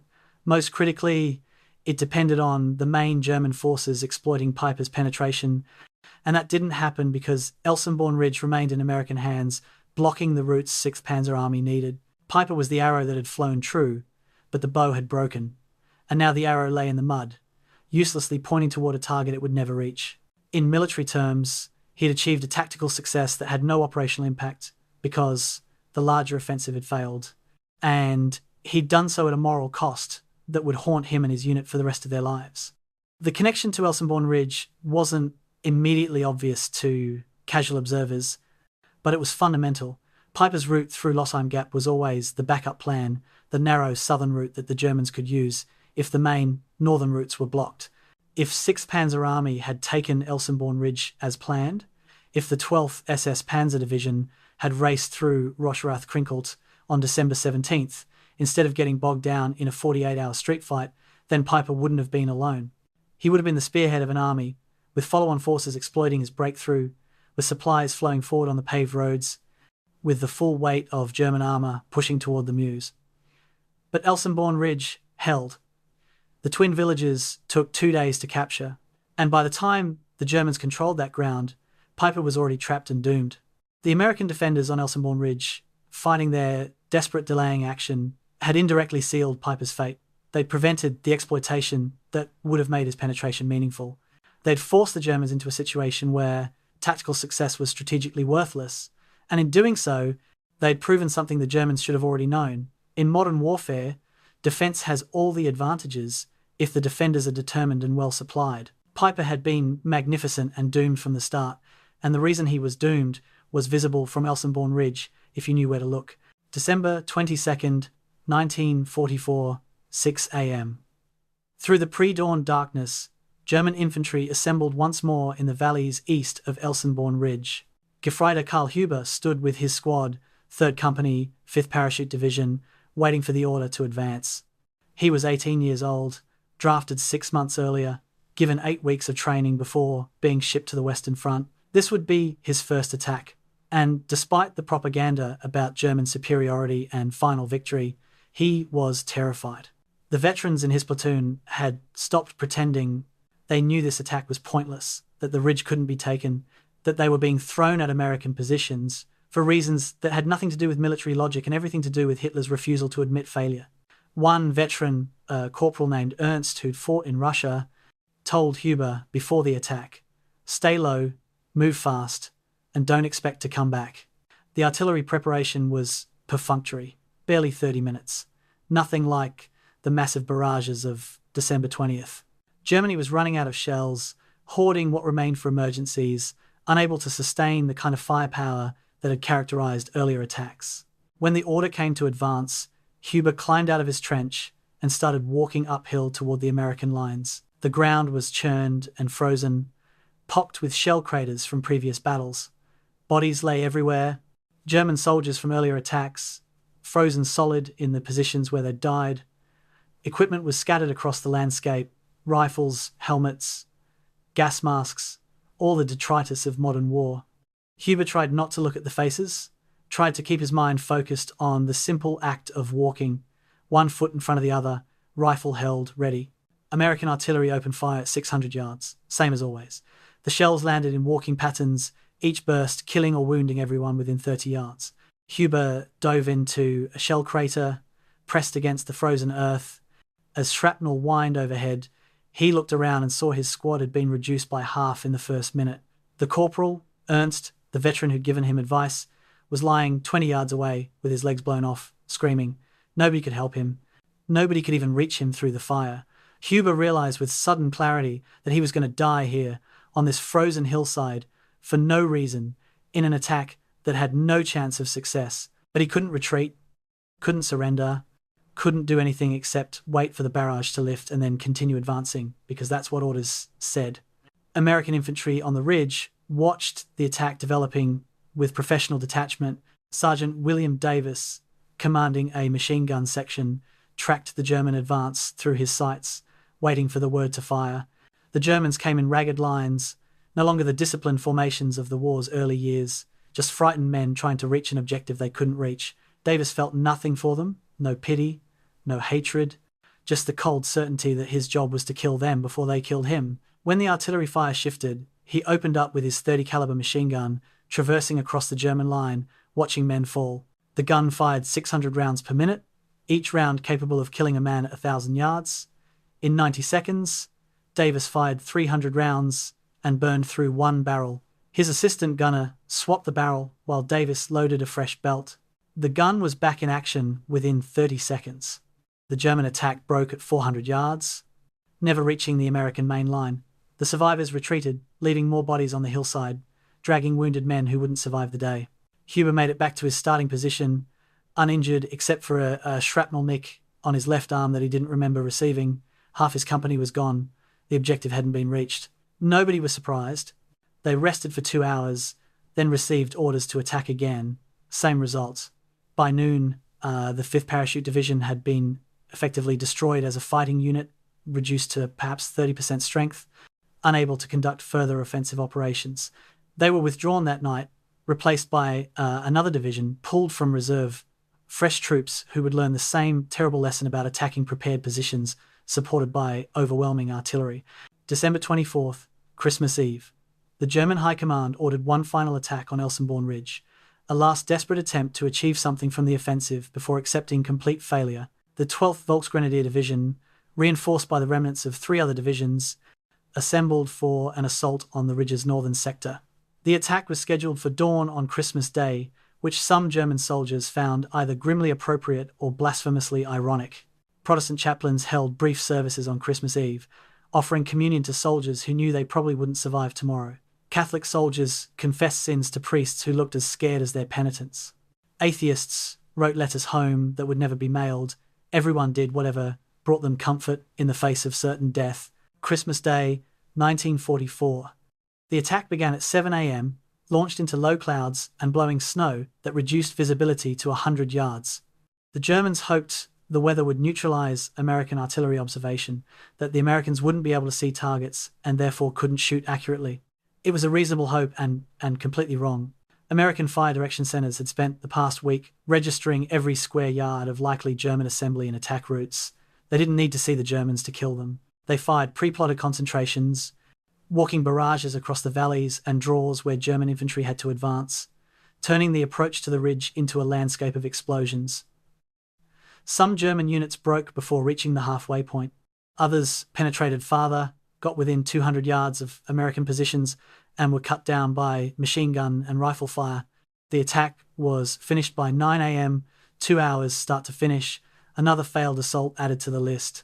The Germans tried one more time on December 26th, a perfunctory effort that seemed designed more to satisfy Hitler's orders than to achieve any military objective. The attack was repulsed in less than 2 hours, barely deserving the name battle. German artillery support was almost non-existent. The infantry advanced without enthusiasm, going through the motions because orders said to advance, but clearly expecting and almost welcoming the inevitable failure that would end this madness. When they retreated, American forces didn't pursue. There was no point. The Germans were beaten, clearly beaten, and every American commander on the ridge knew it. The question now wasn't whether Germany would capture Elsenborn Ridge. The question was when Germany would officially acknowledge failure and withdraw. By December 31st, New Year's Eve, the German attacks had stopped. 6th Panzer Army was spent, its divisions reduced to skeletons, its armour depleted, its supply situation desperate. Casualties for the entire northern sector of the offensive exceeded 50,000 German soldiers killed, wounded, or captured. American casualties in the same sector were roughly 11,000, a ratio of nearly 5-1. More significantly, the Americans could replace their losses. Fresh divisions were arriving daily from England and the United States. Replacement soldiers were filling gaps in depleted units. Equipment losses were being made good from the vast American industrial machine. Germany had none of these advantages. Every tank lost was irreplaceable. Every veteran soldier, killed or wounded, was replaced by a half-trained teenager or an overage conscript. The material balance was shifting decisively, and everyone could see it. On the ridge, American soldiers celebrated New Year's with cautious relief. The battle wasn't over, the war wasn't over, but they'd survived the worst. They'd held their ground against everything Germany could throw at them. They'd proven that American soldiers, properly led and supplied, were the equal of any troops in the world. The green kids of the 99th Division, the battle babies who'd never seen combat before December 16th, were now veterans, blooded and proven. The 2nd Division, which had borne the brunt of the German assaults on the ridge, had added another battle honour to a unit history that already included Belleau Wood and Omaha Beach. And the artillery battalions, the unsung heroes who'd fired more shells in 2 weeks than some units fired in entire campaigns, had demonstrated the decisive power of American industrial might translated into military capability. The Germans withdrew gradually during the first week of January, pulling back under pressure from American counterattacks north and south of the Bulge. Elsenborn Ridge, the position they'd needed to capture in 12 hours, the position that had blocked their entire offensive in the north, remained in American hands. As German forces retreated, they left behind a landscape of destruction. Burned out tanks, abandoned equipment, thousands of bodies frozen in the snow. American burial details would spend weeks recovering remains, German and American, giving them whatever dignity war allowed. The civilians of Rocherath Krinkelt, returning to their villages, found nothing recognizable. Every building was destroyed, every street cratered by shells, the entire landscape transformed by 2 weeks of continuous fighting. They would rebuild, eventually, but their villages would forever bear the scars of the battle that had raged through them. And the men who'd fought there, American and German, would carry different scars, invisible wounds that would never fully heal, memories of the days when Elsenborn Ridge became hell on earth. January 5th, 1945. Captain John Morris walked through the field hospital at Elsenborn, moving between rows of cots, checking on the wounded from his company. The hospital was overwhelmed, tents erected in the snow, lit by generator-powered lights that cast harsh shadows. The smell was overwhelming. Antiseptic, blood, gangrene, human waste. Morris had been a high school teacher in Nebraska before the war, coaching football and teaching American history. Now he was counting survivors. His company had started the battle with 193 men. 41 remained fit for duty. The mathematics were simple and terrible. Morris stopped at the cot of Private James Sullivan, a kid from Boston who'd lost both feet to frostbite. Sullivan was 19 years old, lying in a morphine haze, his life permanently altered by 3 weeks in frozen foxholes. "We held, didn't we, sir?" Sullivan asked. Morris nodded, unable to speak past the tightness in his throat. "Yes, son, we held." The casualty figures from Elsenborn Ridge told a story that statistics could only partially capture. The 99th Infantry Division suffered 4,500 casualties out of 15,000 men engaged. Some battalions lost 60% of their strength. The 2nd Infantry Division lost another 3,000 men. The 9th Infantry Division, committed later to the battle, lost 2,000 more. 11,000 American soldiers killed, wounded, or missing, defending a 7-mile stretch of frozen hillside. But these numbers didn't include the invisible casualties, the soldiers whose bodies were intact but whose minds had shattered under the strain. Combat, exhaustion, battle fatigue, shell shock, whatever term the doctors used, the condition was epidemic. Over 20% of evacuations from the ridge weren't for physical wounds but for psychological collapse. The frostbite casualties exceeded combat wounds by a significant margin. The temperature during the battle averaged 15 degrees Fahrenheit, dropping to 10 below zero on the worst nights. Soldiers lived in foxholes and bunkers, unable to build fires that would reveal their positions. Their feet were constantly wet, boots soaked through, socks frozen solid, trench foot and frostbite were inevitable. Field hospitals received over 15,000 frostbite cases from the entire Ardennes battle, with a substantial portion coming from Elsenborn Ridge. Treatment was primitive: warm water baths, debridement of dead tissue, amputation when gangrene set in. Soldiers who'd survived German bullets lost toes, feet, sometimes entire legs to the cold. The army hadn't properly equipped its troops for winter warfare, an oversight that cost thousands of soldiers their mobility and independence. Graves registration teams began their work in early January, the grim task of recovering and identifying remains. The frozen ground made burial impossible, so bodies were stacked like cordwood in temporary morgues, waiting until spring when the earth would thaw enough for proper interment. American dead were processed with care, personal effects catalogued, identification tags checked, bodies prepared for eventual return to families. German dead received less attention, mass graves bulldozed in the frozen earth, hundreds buried together with minimal ceremony. The work was psychologically devastating for the men assigned to it.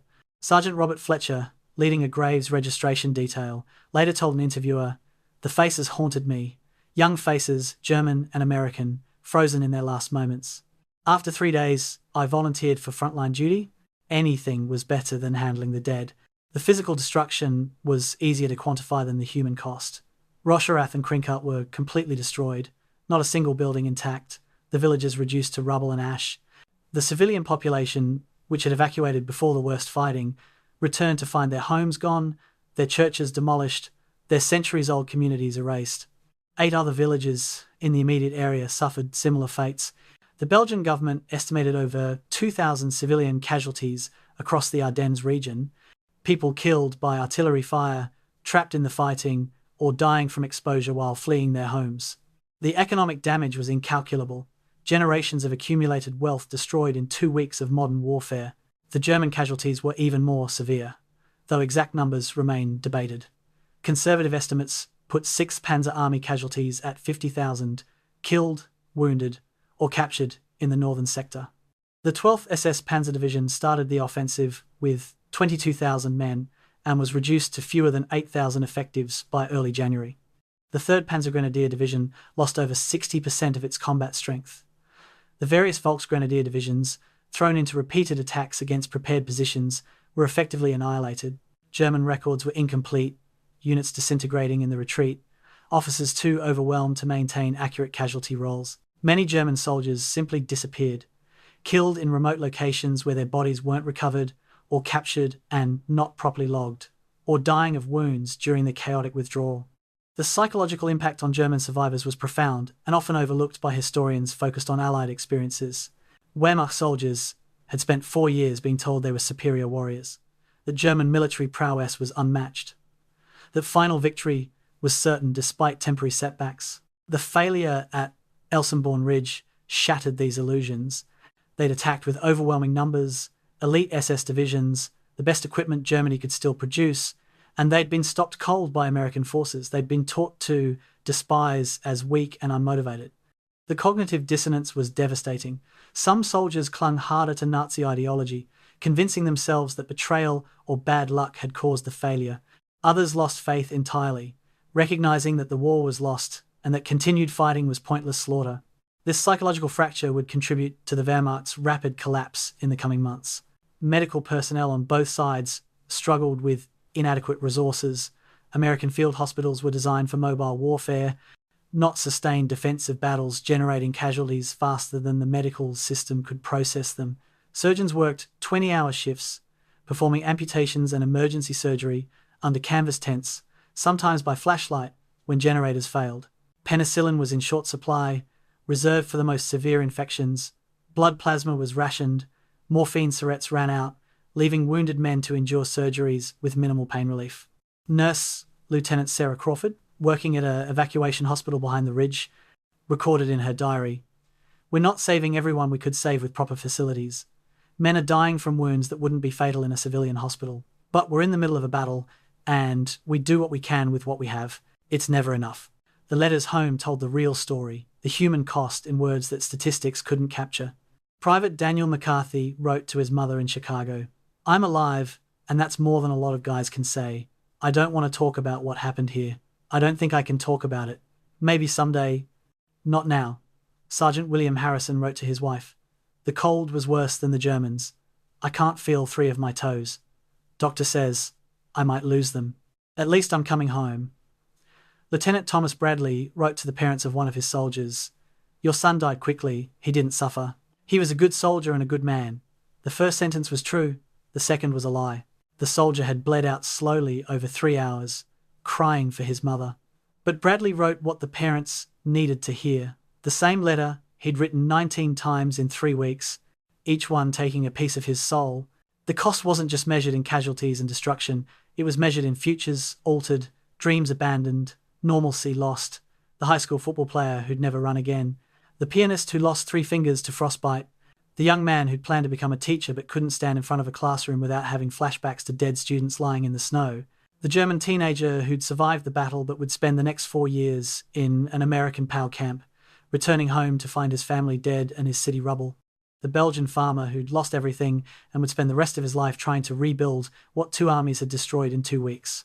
These individual tragedies, multiplied by thousands, tens of thousands, created a tapestry of loss that no memorial could adequately honour. By late January, as the front stabilised and the immediate crisis passed, the full scope of what had happened at Elsenborn Ridge began to become clear.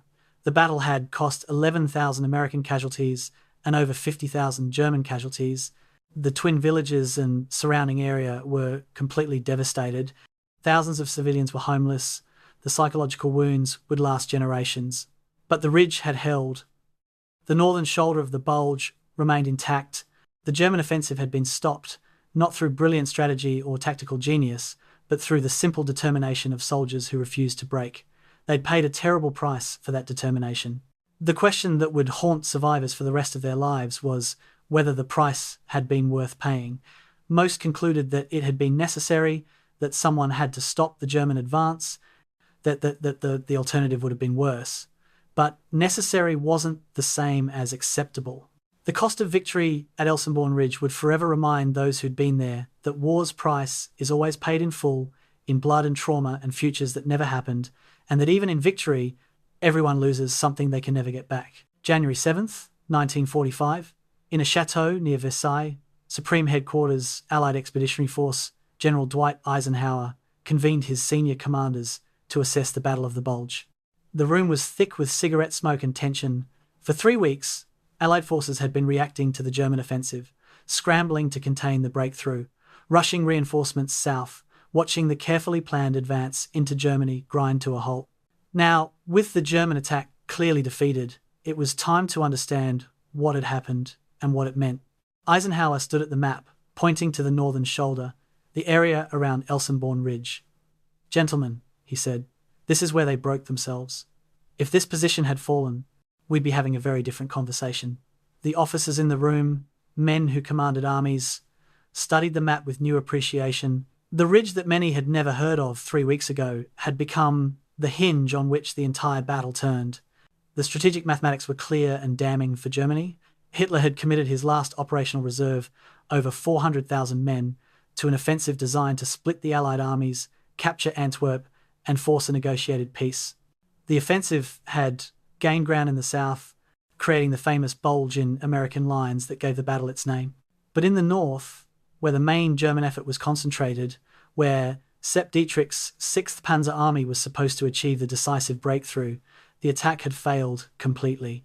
Elsenborn Ridge, the key terrain that controlled access to all the northern routes toward the Meuse, had never fallen. Without those routes, without the ability to move armor and supplies rapidly west, the offensive was doomed from its inception.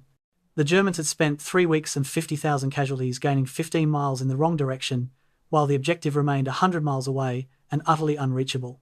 The destruction of German armor was particularly significant. Intelligence estimates suggested that 6th Panzer Army had lost over 800 tanks and assault guns, either destroyed in combat or abandoned when fuel ran out. These weren't obsolete vehicles, but Germany's best. Panthers, Tigers, King Tigers, assault guns that represented the pinnacle of German armoured technology. Each loss was irreplaceable. German tank production in January 1945 was barely a quarter of what it had been a year earlier. Factories bombed, workers conscripted, resources exhausted. The tanks lost at Elsenborn Ridge and throughout the Ardennes offensive represented more armoured combat power than Germany could produce in 6 months. In a single desperate gamble, Hitler had destroyed the mobile reserve that might have delayed the Allied advance into Germany, that might have made the crossing of the Rhine prohibitively expensive, that might have extended the war by months. The fuel expenditure was equally catastrophic. Germany had consumed over 5 million gallons of gasoline in the offensive fuel that should have been hoarded for defensive operations, fuel that represented a significant fraction of Germany's remaining strategic reserve. The offensive was supposed to be fuel neutral, capturing enough American supplies to sustain itself. Instead, it burned through Germany's stocks while capturing minimal Allied fuel, because the rapid American retreat and demolition operations prevented most dumps from falling intact. The Panthers and Tigers that attacked Elsenborn Ridge consumed fuel at prodigious rates, their engines guzzling gasoline while advancing uphill in snow, achieving nothing except the rapid depletion of irreplaceable resources. By mid-January, German armoured units across the entire Western Front were immobilized for lack of fuel, unable to respond to Allied attacks, reduced to static defensive roles that negated their primary advantage. The impact on the Eastern Front was immediate and severe. Stalin had promised Churchill and Roosevelt that the Red Army would launch a major winter offensive in mid-January, timed to relieve pressure on the Western Allies during the Ardennes fighting. True to his word, on January 12th, Soviet forces attacked along a 1,000-mile front from the Baltic to the Carpathians. The German units facing this onslaught had been stripped of reserves to feed the Ardennes offensive. The mobile divisions that might have conducted a fighting withdrawal or launched counterattacks were destroyed in Belgium. The fuel that might have sustained defensive maneuvers was burned attacking Elsenborn Ridge. The Red Army advanced 300 miles in 3 weeks, overrunning Poland, reaching the Oder River just 50 miles from Berlin. The Eastern Front which had been relatively stable since autumn, suddenly collapsed, and the direct cause was Hitler's decision to commit everything to the Ardennes, to refuse to accept failure when Elsenborn Ridge held, to continue throwing men and material into a battle that was clearly lost. British Field Marshal Bernard Montgomery, never one for understatement, told Churchill that the Battle of the Bulge was the greatest American battle of the war and an ever-famous American victory. Coming from Montgomery, who rarely praised American military performance, this was significant. He understood, perhaps better than the Americans themselves initially did, what had been achieved. The American army, which the British had sometimes dismissed as brave but inexperienced, had stopped Germany's last offensive with a combination of courage, logistics, and firepower that demonstrated they'd learnt the lessons of modern warfare. The defence of Elsenborn Ridge in particular impressed British military analysts. The rapid establishment of prepared positions, the massing of artillery, the integration of infantry and fire support, all reflected doctrinal competence and professional execution that met the highest standards.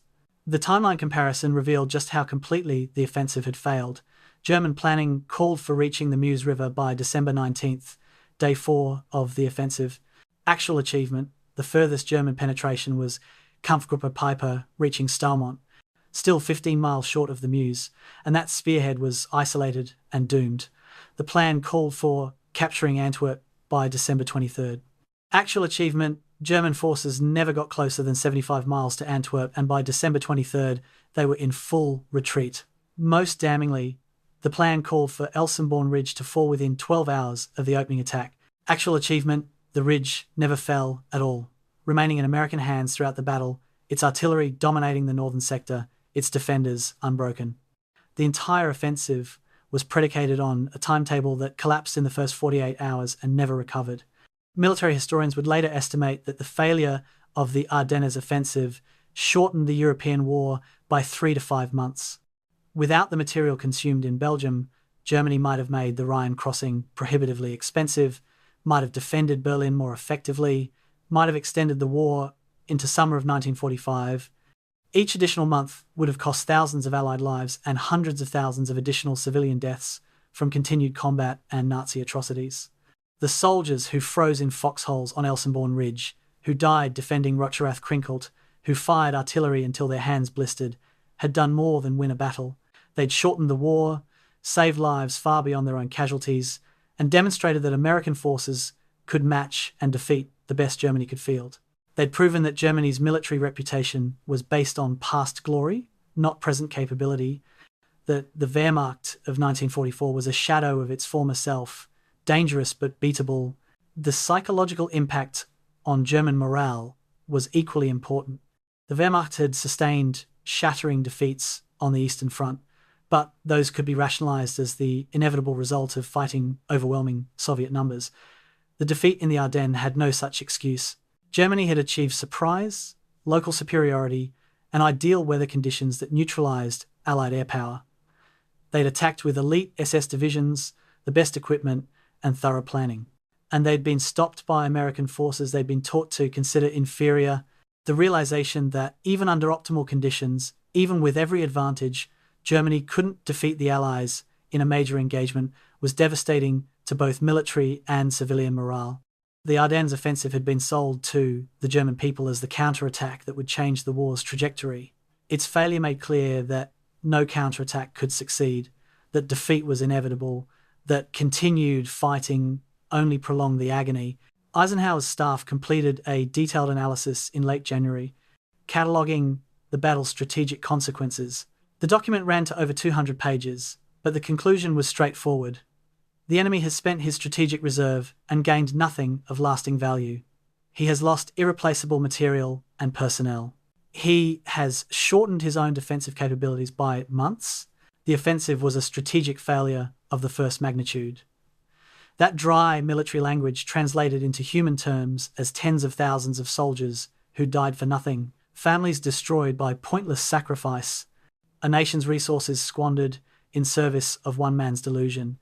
The tragedy of the Ardennes offensive wasn't just that Germany lost.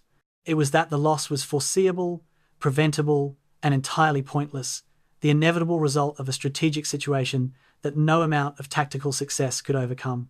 and at the center of that strategic failure sat Elsenborn Ridge, the hill that wouldn't fall, the position that broke Germany's last gamble, the ground where the mathematical certainty of German defeat became undeniable to everyone except Hitler himself.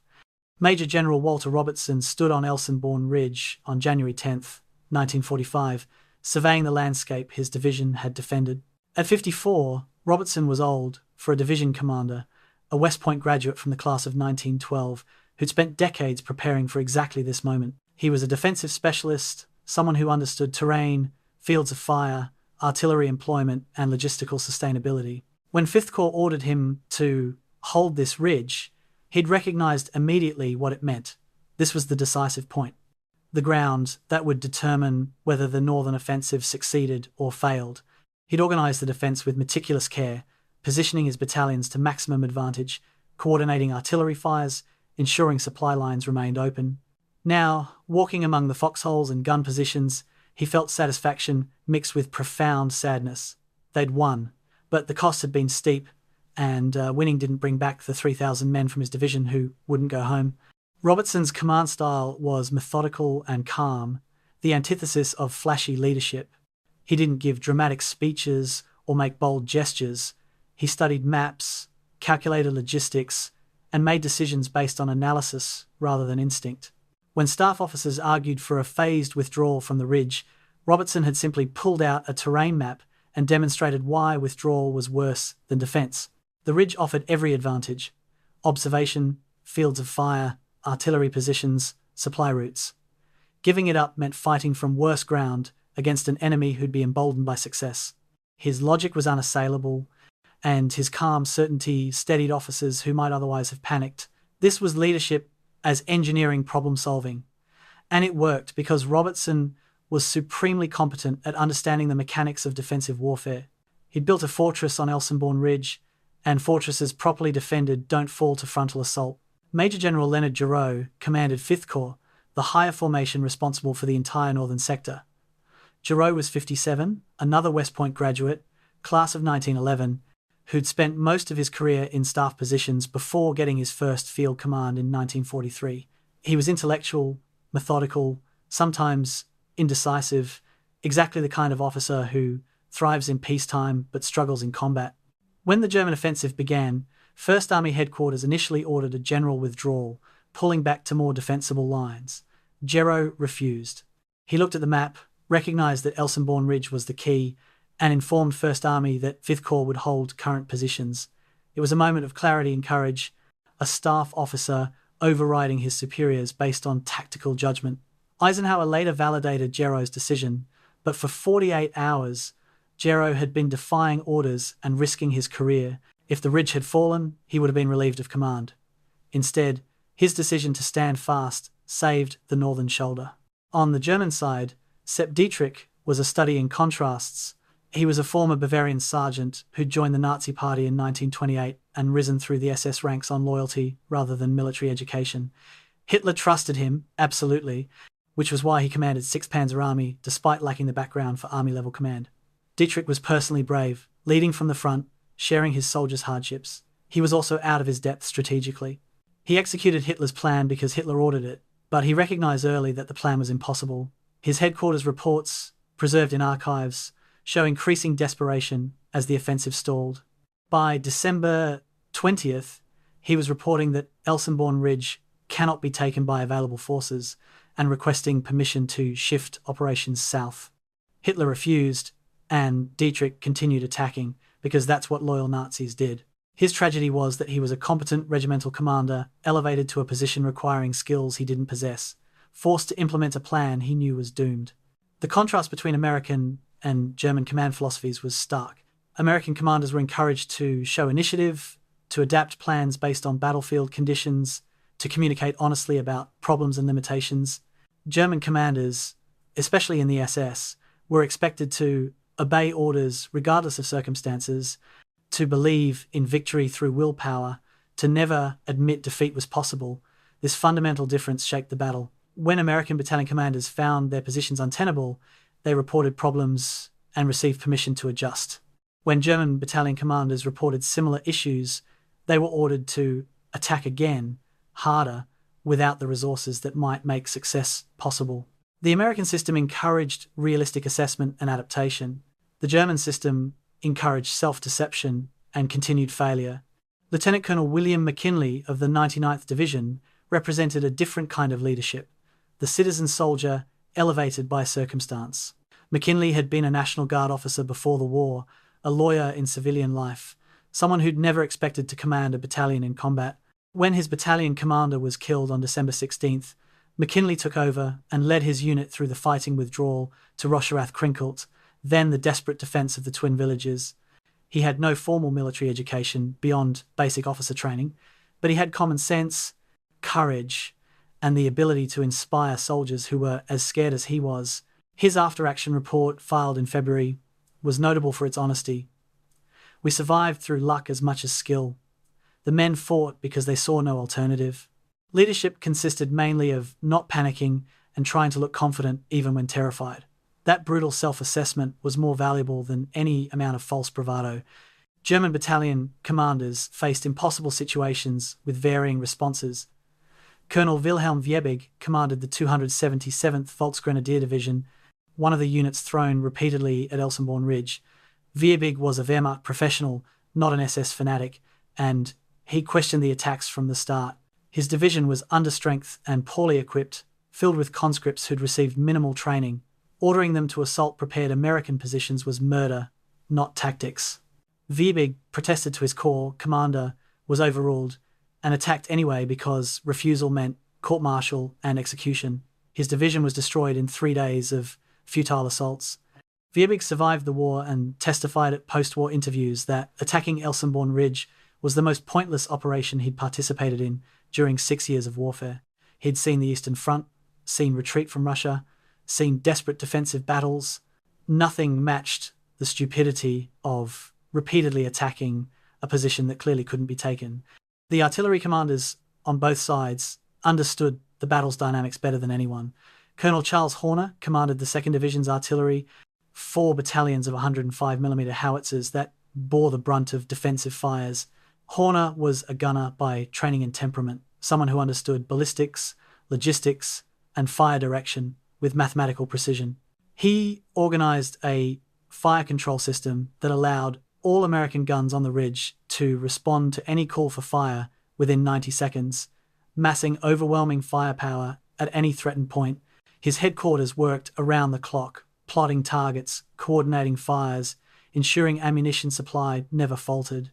Horner received minimal recognition for his role.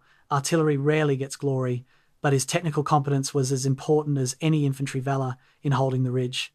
After the battle, when asked how they'd stopped the German attacks, Horner responded simply, "We brought more guns and more shells than they could match. Everything else was details." German artillery commanders struggled with impossible resource constraints. They had fewer guns, less ammunition, worse positions, and deteriorating logistics. Oberst Heinrich Müller commanded 6th Panzer Army's artillery, trying to support infantry attacks while being outranged and outshot by American batteries. His guns were positioned in valleys, firing uphill at American positions they couldn't observe properly, taking counter-battery fire from guns they couldn't silence. Ammunition resupply became increasingly difficult as American air power returned and interdicted roads. By late December, Müller was rationing shells, sometimes allowing only 20 rounds per gun per day, inadequate to support major attacks. He filed reports explaining that successful offensive operations required artillery superiority, which they didn't have and couldn't achieve. His reports were ignored. Political will supposedly could overcome material disadvantage, except it couldn't, and Müller watched his gunners die trying to prove a theorem that mathematics had already disproven. The lesson of leadership from Elsenborn Ridge was that competence mattered more than charisma, that preparation mattered more than inspiration, that honest assessment mattered more than ideological commitment. Robertson won because he understood defensive warfare and prepared accordingly. Gero won because he recognized key terrain and refused to abandon it. McKinley survived because he stayed calm and made reasonable decisions under extreme stress. Dietrich failed because he was executing an impossible plan designed by a leader divorced from reality. Wiebig's division was destroyed because military professionalism was subordinated to political loyalty. The American command system, for all its flaws, encouraged the kind of practical competence that wins battles. The German system, corrupted by Nazi ideology and Hitler's interference, encouraged the kind of delusional thinking that loses wars. Elsenborn Ridge was where that fundamental difference produced its clearest result. American generals made mistakes but learned and adapted. German generals made mistakes but were forced to repeat them. And the soldiers on both sides paid the price for the quality of their leadership. Francis Curry was 20 years old, a technical sergeant in K Company, 128th Infantry Regiment, when December 21st became the day that would define the rest of his life. His company was defending positions near Malmedy, holding against German probes following Kampfgruppe Piper's penetration. At 7 in the morning, German tanks and infantry hit his position in strength, threatening to overrun the entire sector. Curry found himself alone, separated from his squad, facing 3 German positions, with machine guns and a tank supporting them. He didn't run. Instead, he worked his way forward through enemy fire, using a bazooka to destroy the first position, then crossing open ground to take out the second with grenades. When his ammunition ran out, he found an abandoned American half-track with a working 50 caliber machine gun, drove it into position despite German fire, and used it to suppress the third position while his company withdrew to better ground. Curry's actions saved his company and earned him the Medal of Honor. 60 years later, asked why he'd done it, he said simply, "My buddies needed help. You don't think, you just do what needs doing." Sergeant Jose Lopez was manning his machine gun in Krinkelt on December 17th when German tanks entered the village. His position was a second-story window with excellent fields of fire, but no escape route. When Panthers started down his street, Lopez let them pass, then opened fire on the following infantry. He killed dozens of German soldiers in the first minutes, his gun traversing across their formation. The Germans tried to suppress his position with tank fire, but the stone walls protected him. For 3 hours, Lopez held that window, changing barrels 4 times as they overheated, burning through 3,000 rounds of ammunition. His company commander finally ordered him to withdraw. The building was about to collapse from German fire. Lopez waited until his assistant gunner and ammunition bearer were safely out, then made his own escape through a back stairway. His Medal of Honor citation mentioned killing over 100 German soldiers. Lopez never liked talking about that number. "War made you do things," he'd say. "You did them, and lived with them, and tried not to think too much about what it meant." On the German side, Unterscharführer Hans Weiss of the 12th SS Panzer Division remembered Rocherath Krinkelt as the place where his faith in German victory died. He was 23, a veteran of Normandy, a true believer in Nazi ideology. The attack on the twin villages was supposed to be a quick breakthrough, elite SS troops sweeping aside inferior Americans. Instead, it was house-to-house slaughter, American infantry fighting with ferocity that shocked the Germans. Weiss watched his Panther tank destroyed by a bazooka fired from a basement window at 20 meters range. He saw his platoon cut down by machine gun fire from buildings they'd walked past, thinking they were clear. By the second day, half his company was dead or wounded, and they'd advanced perhaps 400 meters. 60 years later, Weiss gave an interview to a German historian, admitting, "That's when I knew we'd lost the war. If we couldn't defeat the Americans in a street fight with our experience and training, then we couldn't win anywhere. The propaganda had lied to us. We weren't supermen. We were just soldiers, and the Americans were just as good, maybe better." Marie Lepine was a Belgian civilian, 42 years old, living in Rocherath when the battle began.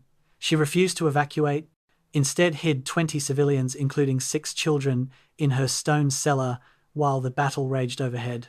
For 12 days, they huddled in darkness, listening to the thunder of artillery, the crack of tank guns, the rattle of machine guns. German soldiers briefly occupied the ruins of her house, using it as a fighting position, never discovering the cellar. American soldiers did the same 2 days later, also missing the hidden civilians. Lepine kept the children quiet by singing softly, by telling stories, by promising they'd survive if they just stayed calm. They ran out of food on day 8, water on day 10. When American soldiers finally found them on December 29th, they were dehydrated, starving, traumatized, but alive. Lepine later testified that the worst part wasn't the danger, but the helplessness, knowing that whether she lived or died depended entirely on armies that didn't know she existed and wouldn't have cared if they did. Private Robert MacDonald, 99th Division, wrote letters home throughout the battle, letters his family preserved and later donated to a military archive. December 17th We're in our second day of fighting. I never knew I could be this scared and still function. Men are dying all around me. I keep waiting for the bullet with my name on it. December 20th. We're on some ridge now, dug in good. The Germans keep attacking but can't reach us. Our artillery is incredible. I've stopped being scared, mostly. Too tired to feel much of anything. December 27th. Fighting stopped. We held. I don't know how, but we held. Going to sleep now. First real sleep in 11 days. If I don't wake up, that would be okay too. So tired. January 5th. Trying to process what we went through. Can't really explain it to you, Mom. We did something important, I think. But so many guys didn't make it. Why did I survive when better men died? No answer to that. MacDonald made it home, worked as an accountant in Milwaukee, never talked about the war except to other veterans. He died in 1998. The letters, his only testimony. Gefreiter Karl Huber survived his first attack on Elsenborn Ridge on December 22nd and was killed in the second attack the same day. He was 18 years old. His mother received notification in February 1945, killed in action, buried in a military cemetery in Belgium. After the war, she travelled to Belgium to visit his grave, found him in a mass burial with 300 other German soldiers, no individual markers. She placed flowers on the collective grave, photographed the site, returned to Germany and never spoke about the trip. Huber's younger brother, interviewed decades later, remembered their mother's pain. She needed to see where Karl died to make it real, but it didn't help. He was gone, killed for nothing, and she never recovered from that loss. The Huber family story multiplied across Germany, thousands of mothers visiting mass graves, trying to find closure that didn't exist. Sergeant William Harrison, 2nd Division, lost 3 toes to frostbite on Christmas Day. He'd been in his foxhole for 9 days straight, unable to rotate to rear areas because his position was critical to the defensive line. By December 25th, he couldn't feel his feet at all. When medics finally evacuated him, his boots had to be cut off, frozen solid. The doctors saved his feet but amputated 3 toes. Harrison considered himself lucky. He'd seen soldiers lose entire feet, even legs, to cold injuries. He was sent home in February, medically discharged, spent 6 months in rehabilitation, learning to walk with his new balance. He'd planned to be a mailman after the war, a job that required walking 8 hours a day. Instead, he became an accountant, sitting at a desk, his damaged feet throbbing whenever the weather turned cold. He never complained publicly, but his wife knew. Every winter, he'd wake up from nightmares about being back in that foxhole, unable to move, slowly freezing to death. Dr. Benjamin Klein was a battalion surgeon, 23rd Infantry Regiment, who ran an aid station just behind the ridge throughout the battle. His testimony, given to Army historians in March 1945, described medicine under combat conditions. We had inadequate supplies, inadequate facilities, too many casualties. We ran out of morphine on December 20th. We ran out of blood plasma on December 22nd. We performed amputations with local anesthetic or no anesthetic. We had men dying from wounds that wouldn't be fatal in a proper hospital. I did my best. My team did their best. It wasn't good enough for everyone, and that's something I'll carry forever. You make choices about who to treat first, who can wait, who's beyond help. Those choices haunt you. I saved hundreds of men. I watched dozens die who I might have saved with better resources. War makes monsters of us all, even those trying to heal. These voices, preserved in letters, interviews, memoirs, and official testimonies, tell the real story of Elsenborn Ridge. The statistics describe what happened. X number of casualties, Y amount of ground defended, Z days of combat. The voices describe what it meant to be there, to be cold and scared and far from home, to kill and watch friends die, to survive when survival seemed impossible. They reveal courage that wasn't heroic in the movie sense, but simple and profound. The courage to stay in a foxhole when every instinct screamed to run, to advance when advancing meant likely death, to keep functioning when every part of you wanted to break down and quit. The men who fought at Elsenborn Ridge, American and German, were ordinary people, forced into extraordinary circumstances. Most did what was asked of them, some did more, a few did less. But they were all, in the end, human beings caught in machinery far larger than themselves, trying to survive with whatever dignity they could maintain while the world exploded around them. The M4 Sherman medium tank rumbled up the icy road toward Elsenborn Ridge on December 18, 1944, its engine straining against the grade. Inside, Sergeant Thomas Whitaker commanded a crew of 5, operating a machine that represented American industrial philosophy. Build it simple, build it reliable, build it in overwhelming numbers. The Sherman weighed 33 tons, mounted either a 75mm or 76mm main gun, carried 3 inches of frontal armor, and could reach 30 miles per hour on flat ground. It was mechanically reliable, easy to maintain, and available in quantities that Germany couldn't match. Over 300 Shermans supported American forces around Elsenborn Ridge during the battle. The Sherman had one critical weakness. It was outmatched by every German tank it might face. A Panther's 75mm high-velocity gun could penetrate a Sherman's armor at 2,000 yards. A Sherman's gun could only penetrate a Panther's frontal armor at under 500 yards, and only from the side or rear. American tankers knew this mathematics intimately and fought accordingly. The German Panther was, on paper, the superior tank, 45 tons of steel and engineering excellence, mounting a long-barreled 75mm gun that could destroy any Allied tank at extreme range. Its frontal armor, 4 inches of sloped steel, was virtually impenetrable to Sherman guns. It could reach 28 miles per hour and carried enough fuel for about 100 miles of operation. The Panther represented German engineering philosophy: build the best possible weapon regardless of production complexity. The 12th SS Panzer Division started the offensive with 137 Panthers and Mark IVs. By December 19th, only 81 remained operational. The losses weren't primarily from combat. Panthers broke down constantly in winter conditions. Their transmissions failed, their engines overheated then froze, their intricate mechanical systems seized when snow infiltrated the engine compartment. The breakdown rate exceeded 50%. American tank crews learned to wait for Panthers to break down, then destroy them at leisure. Superior engineering meant nothing when half your tanks couldn't move. American artillery was the true dominant weapon at Elsenborn Ridge, the system that inflicted most German casualties and ultimately decided the battle. The standard 105mm howitzer could fire a 33-pound high-explosive shell up to 12,000 yards, about 7 miles. The heavier 155mm howitzer threw a 95-pound shell over 15 miles. But the real power wasn't individual guns, it was the system. Over 200 artillery pieces, coordinated by sophisticated fire direction centers, capable of massing fires on any target within seconds. American artillery doctrine emphasized time-on-target missions where shells from multiple batteries were calculated to land simultaneously for maximum shock effect.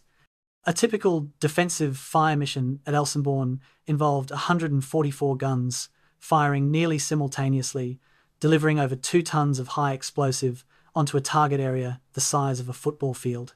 No troops, regardless of training or courage, could survive in those killing zones. German artillery was both technically capable and operationally hamstrung. Their standard 105mm howitzer was comparable to American guns, and their heavier 150mm and 170mm pieces actually outranged American artillery. But the Germans had fewer guns, less ammunition, and worse positions.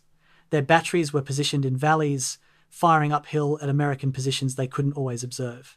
American counter-battery fire was devastating and accurate, guided by aerial observation when weather permitted and sound-ranging equipment that could locate German guns by their muzzle blasts.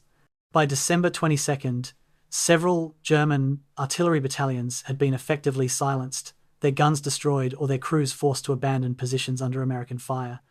The Germans also lacked the coordination and communication systems that made American artillery so effective. Their fire direction was slower, less flexible, unable to mass fires quickly enough to support fluid operations. The most terrifying German weapon was the Nebelwerfer, the Screaming Mimi, a rocket launcher that fired 6 projectiles in rapid succession. The rockets were inaccurate but psychologically devastating, screaming through the air like banshees before exploding. A Nebelwerfer battalion, firing all its launches simultaneously, could blanket an area with explosions and create panic among inexperienced troops. But the 99th Division and 2nd Division soldiers learned quickly that Nebelwerfers made more noise than casualties. The rockets were visible in flight, giving soldiers time to take cover. The launchers were easy to locate because they produced huge clouds of smoke when fired, making them priority targets for American counter-battery fire.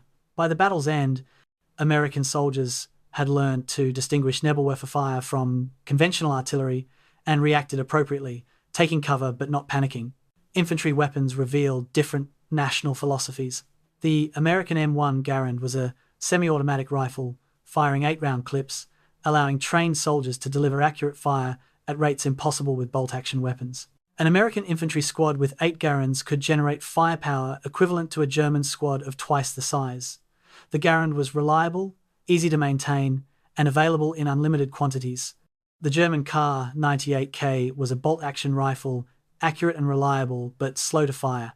German soldiers compensated with the MG42 machine gun, an exceptional weapon that fired 1,200 rounds per minute, so fast that individual shots merged into a continuous ripping sound. A single MG42, properly employed, could dominate an engagement, but machine guns were support weapons, requiring crews and ammunition that German units increasingly lacked.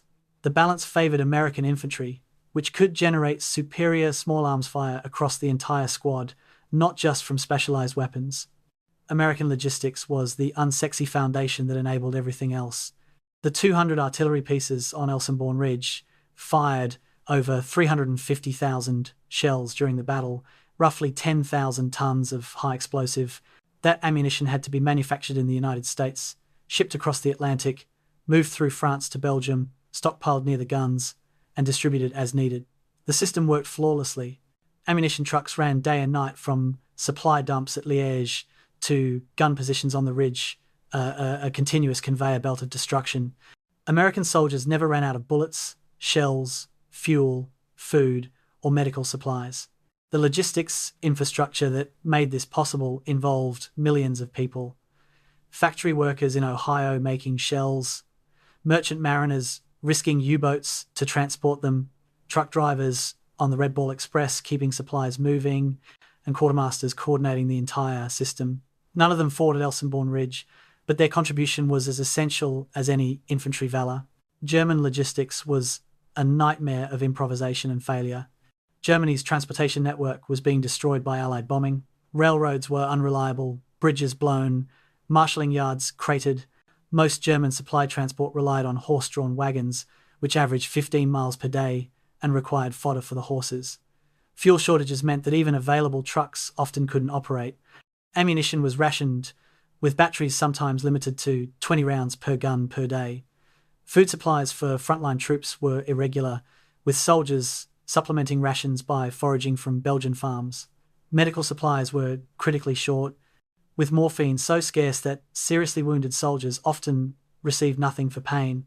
The collapse of German logistics meant that even when tactical opportunities existed, they couldn't be exploited because the supplies needed to sustain operations simply didn't exist at the front. The role of air power, though limited by weather during most of the battle, proved decisive when the clouds finally broke on December 23rd. American fighter bombers, P-47 Thunderbolts and P-51 Mustangs ranged across the Ardennes, attacking German columns with bombs, rockets, and machine guns. German vehicles, which had moved relatively freely for the first week of the offensive, were now confined to forests and villages during daylight, moving only at night. Every daytime movement invited air attack. The psychological effect on German troops was devastating. Soldiers who'd fought on the Eastern Front said that American air power was more oppressive than anything the Soviets had fielded. The sky belonged to the Allies, and there was nothing Germany could do about it. The Luftwaffe attempted a major counterattack on January 1st, Operation Bodenplatte, throwing nearly 1,000 aircraft against Allied airfields. They destroyed some planes on the ground but lost over 300 aircraft and irreplaceable pilots. After Bodenplatte, the Luftwaffe effectively ceased to exist as a fighting force. The technical comparison revealed a fundamental truth about the battle and the war. Germany produced superior individual weapons, but America produced superior weapons systems. A Panther was better than a Sherman in a one-on-one duel, but wars aren't fought as duels. They're fought as campaigns involving production, logistics, maintenance, and replacement. America could build 5 Shermans for every Panther Germany produced, could keep them supplied with fuel and ammunition, could replace losses faster than they occurred, and could support them with overwhelming artillery, and air power. German technical sophistication was meaningless when their superior tanks ran out of fuel, when their skilled crews had no ammunition, when their positions were bombed from the air without possibility of retaliation.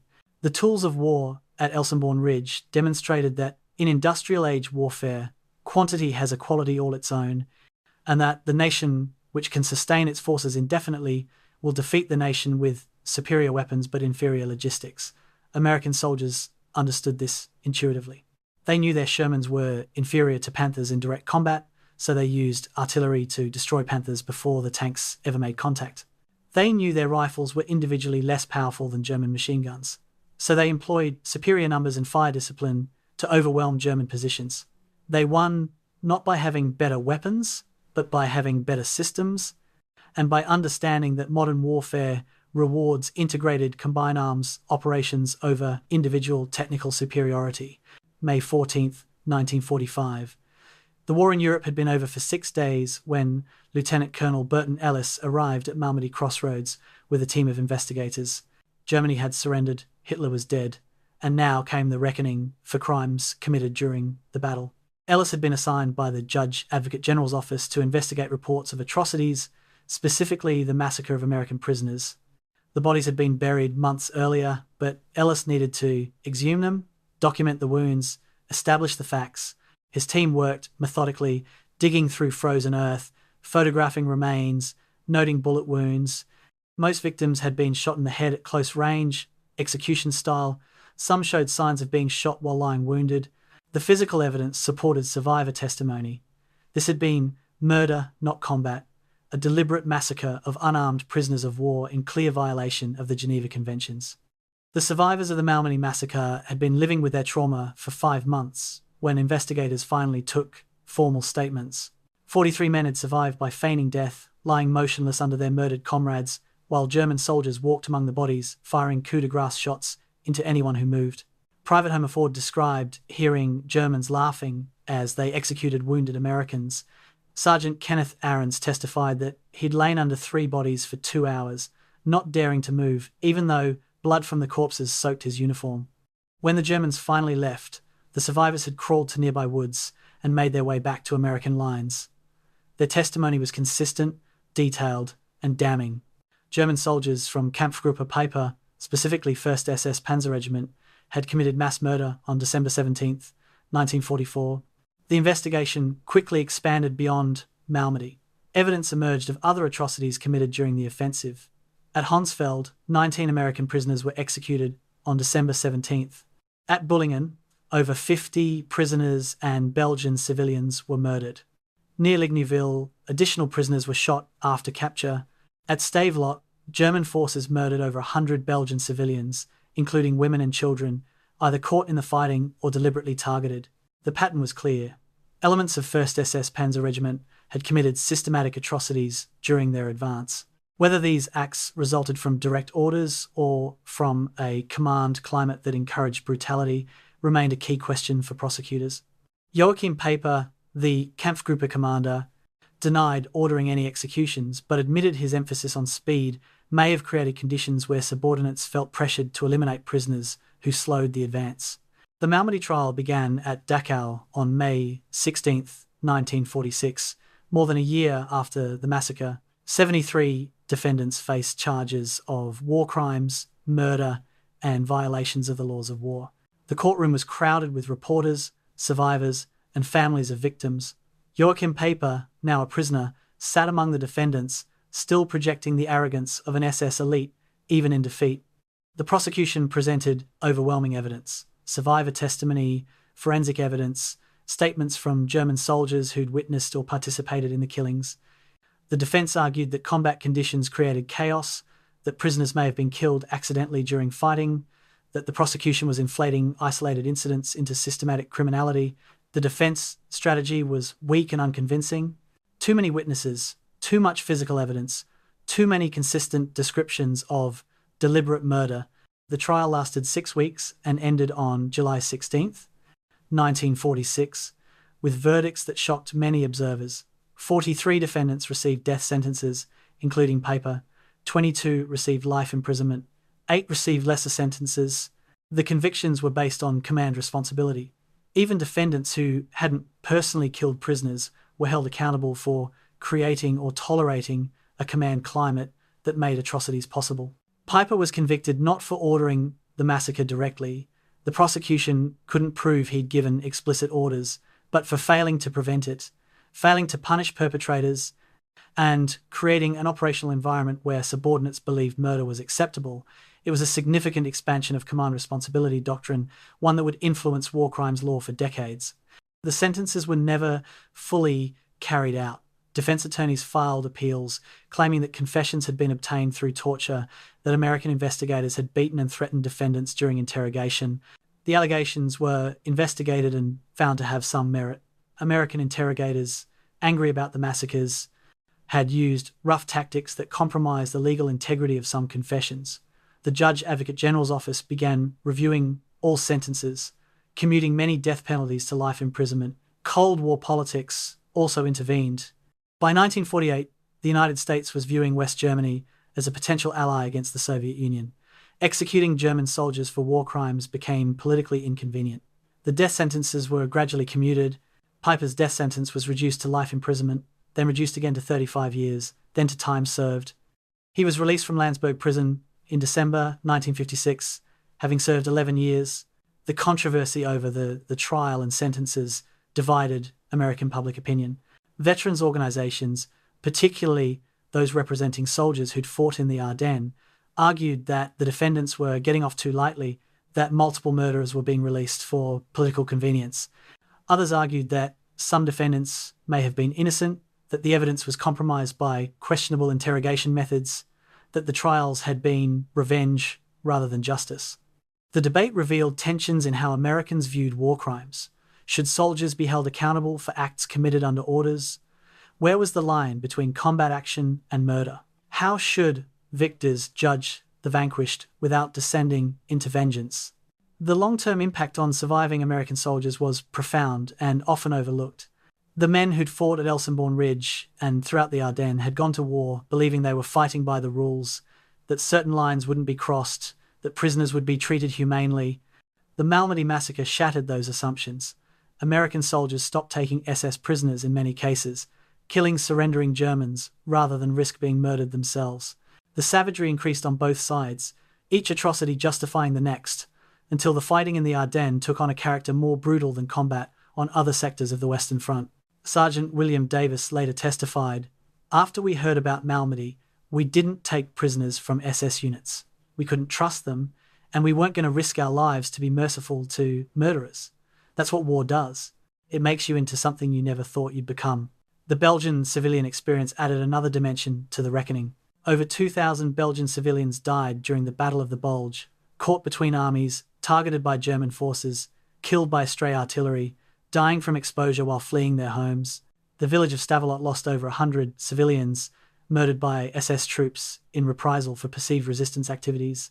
Most were women, children, and elderly men who'd done nothing except have the misfortune to live in a war zone. Belgian courts tried some German defendants for these crimes in the early 1950s, with mixed results. Some convictions were obtained, but many perpetrators had died during the war or disappeared into the chaos of post-war Germany. Justice for Belgian victims was incomplete and unsatisfying, typical of civilian experiences in modern warfare, where the innocent suffer without redress. The Malmedy massacre and its aftermath raised questions that remain relevant in every conflict. How do you maintain discipline and humanity in combat? How do you hold commanders accountable for subordinates' actions? How do you balance justice with political necessity when convenient allies were yesterday's enemies? The answers from 1946 were imperfect and compromised. The death sentences that were never carried out, the convictions that were overturned or reduced, the perpetrators who served minimal time and walked free to live normal lives while their victims remained dead. Justice at Malmedy was incomplete, constrained by politics, law, and the simple fact that nothing done in a courtroom could undo what happened in that snow-covered field on December 17th, 1944. The 84 murdered Americans remained dead. The survivors carried trauma that never fully healed, and the lesson, if there was one, was that war crimes are easier to commit than to punish, and that the powerful often escape full accountability for their actions. Elsenborn Ridge was a military victory clear and decisive. Malmedy was a moral defeat, a reminder that even in a just war, fighting a necessary enemy, brutality and murder can occur, and that achieving justice afterward is harder than winning battles. December 16th, 2019. 75 years after the battle, fewer than a dozen American veterans remained alive, men now in their mid-90s who'd survived Elsenborn Ridge as teenagers and young men. They gathered at the Henri Chapelle American Cemetery, a solemn field of white crosses stretching across Belgian hillside, 7,989 graves, many containing soldiers who died in the Ardennes. The ceremony was dignified and sad, a farewell to a generation that was disappearing. Belgian children laid wreaths, their school having studied the battle, learning about the Americans who died defending Belgium from Nazi Germany. The veterans stood at attention as best they could, some in wheelchairs, some leaning on canes, all wearing their old division patches. They saluted the graves of comrades who hadn't made it home, men who'd been 19 and 20 years old when they died, forever young while the survivors grew old. The 99th Infantry Division received a Presidential Unit Citation for its actions during the Battle of the Bulge, one of the highest unit honours the American military can bestow. The citation recognised that the division, though inexperienced and outnumbered, had held critical positions against overwhelming force, had conducted a fighting withdrawal without collapsing, and had inflicted disproportionate casualties on the attackers. 5 medals of honour were awarded for actions during the battle, including Francis Curry's heroics at Malmedy and José López's stand at Krinkelt. Hundreds of silver stars, bronze stars, and Purple Hearts recognised individual courage and sacrifice, but most soldiers who'd fought at Elsenborn Ridge received no medals, did nothing that attracted official notice, just did their duty day after day in frozen foxholes, lived or died based on luck and location, and went home to civilian life without recognition beyond the knowledge that they'd held when holding mattered. The ridge itself became a landscape of memory, marked by monuments and memorials erected over decades. The largest monument stands at the crest, a stone pillar inscribed with the names of units that fought there: 99th, 2nd 9th Infantry Divisions, 5th Corps Artillery, battalions, engineers, support units. Smaller memorials mark specific positions: the machine gun nest where José López held his window, the crossroads where the 2nd Division established its command post, the artillery positions where American guns fired for 2 weeks straight. The Belgian government maintains these memorials, ensuring that grass is cut, monuments cleaned, American flags replaced when they fade. Local schools bring students to the ridge, teaching them about the battle, about the Americans who fought and died there, about the delicate nature of freedom and democracy that must be defended in every generation. Tourism to Elsenborn Ridge and the surrounding battlefields brings 50,000 visitors annually, military historians, veterans' families, and battlefield enthusiasts who want to walk the ground where history was made. Local guides, many descended from civilians who lived through the battle, lead tours through Rocherath Krinkelt, now rebuilt but still showing scars from the fighting. They point out buildings where Americans made their stand, streets where German tanks burned, the church where a German medic treated wounded from both sides. The twin villages host museums displaying artifacts recovered from the battlefield: rifles, helmets, personal items, photographs. Some exhibits include testimony from survivors, audio recordings made decades ago now playing in museum galleries, voices from the past describing what it was like to be there. The military significance of Elsenborn Ridge is studied at war colleges worldwide as a textbook example of defensive warfare. West Point includes the battle in its curriculum, bringing cadets to Belgium for staff rides where they walk the terrain, study the decisions commanders made, analyse what worked and what didn't. NATO uses the area for training exercises, modern soldiers manoeuvring across the same ground their predecessors fought for in 1944. The lessons are timeless: terrain matters, logistics matter, combined arms integration matters, and determined infantry in prepared positions can defeat larger forces if properly supported. The ridge demonstrates that defence, if properly organised and supplied, has inherent advantages over offence in modern warfare, advantages that have only grown more pronounced as firepower increased. The Belgian relationship with the battle and its veterans is complex and deeply felt. For Belgians, the Battle of the Bulge represents both trauma and liberation. Their country was occupied, their civilians killed, their homes destroyed, but American soldiers fought and died to free them, And that sacrifice created a bond that persists generations later. In villages throughout the Ardennes, American flags fly alongside Belgian flags on liberation anniversaries. Schools teach children about the battle, ensuring memory survives even as veterans pass away. Belgian families have adopted graves at Henri-Chapelle, maintaining specific markers, placing flowers, ensuring that American soldiers buried far from home are not forgotten. This act of remembrance, Belgian citizens caring for American graves, is perhaps the most moving testament to what those soldiers achieved. The personal stories continue to emerge, family histories preserved and shared. A grandson discovers his grandfather's Purple Heart in an attic trunk and researches the battle where he was wounded. A great niece finds letters describing the cold, the fear, the friends who didn't come back. These individual threads, woven together, create a tapestry of memory more detailed and human than any official history. Online forums connect descendants of men who served together, sharing photographs and stories, piecing together unit histories from personal recollections. The Second World War is passing from living memory into history, but the transition is slow, fought inch by families determined to remember what their fathers and grandfathers endured. The German perspective is less publicly visible but equally important. German veterans of the battle, those who survived and spoke about their experiences, described Elsenborn Ridge as the place where illusions died, where propaganda met reality and shattered.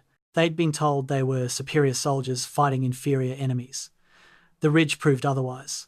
Some German veterans participated in reunions with American veterans, uncomfortable meetings where former enemies tried to find common ground as old men who'd once tried to kill each other. These encounters were sometimes healing, sometimes awkward, always profound. Shared trauma created a bond that transcended nationality. The understanding that only someone who'd been there could truly understand what it was like. The strategic assessment has only strengthened over time.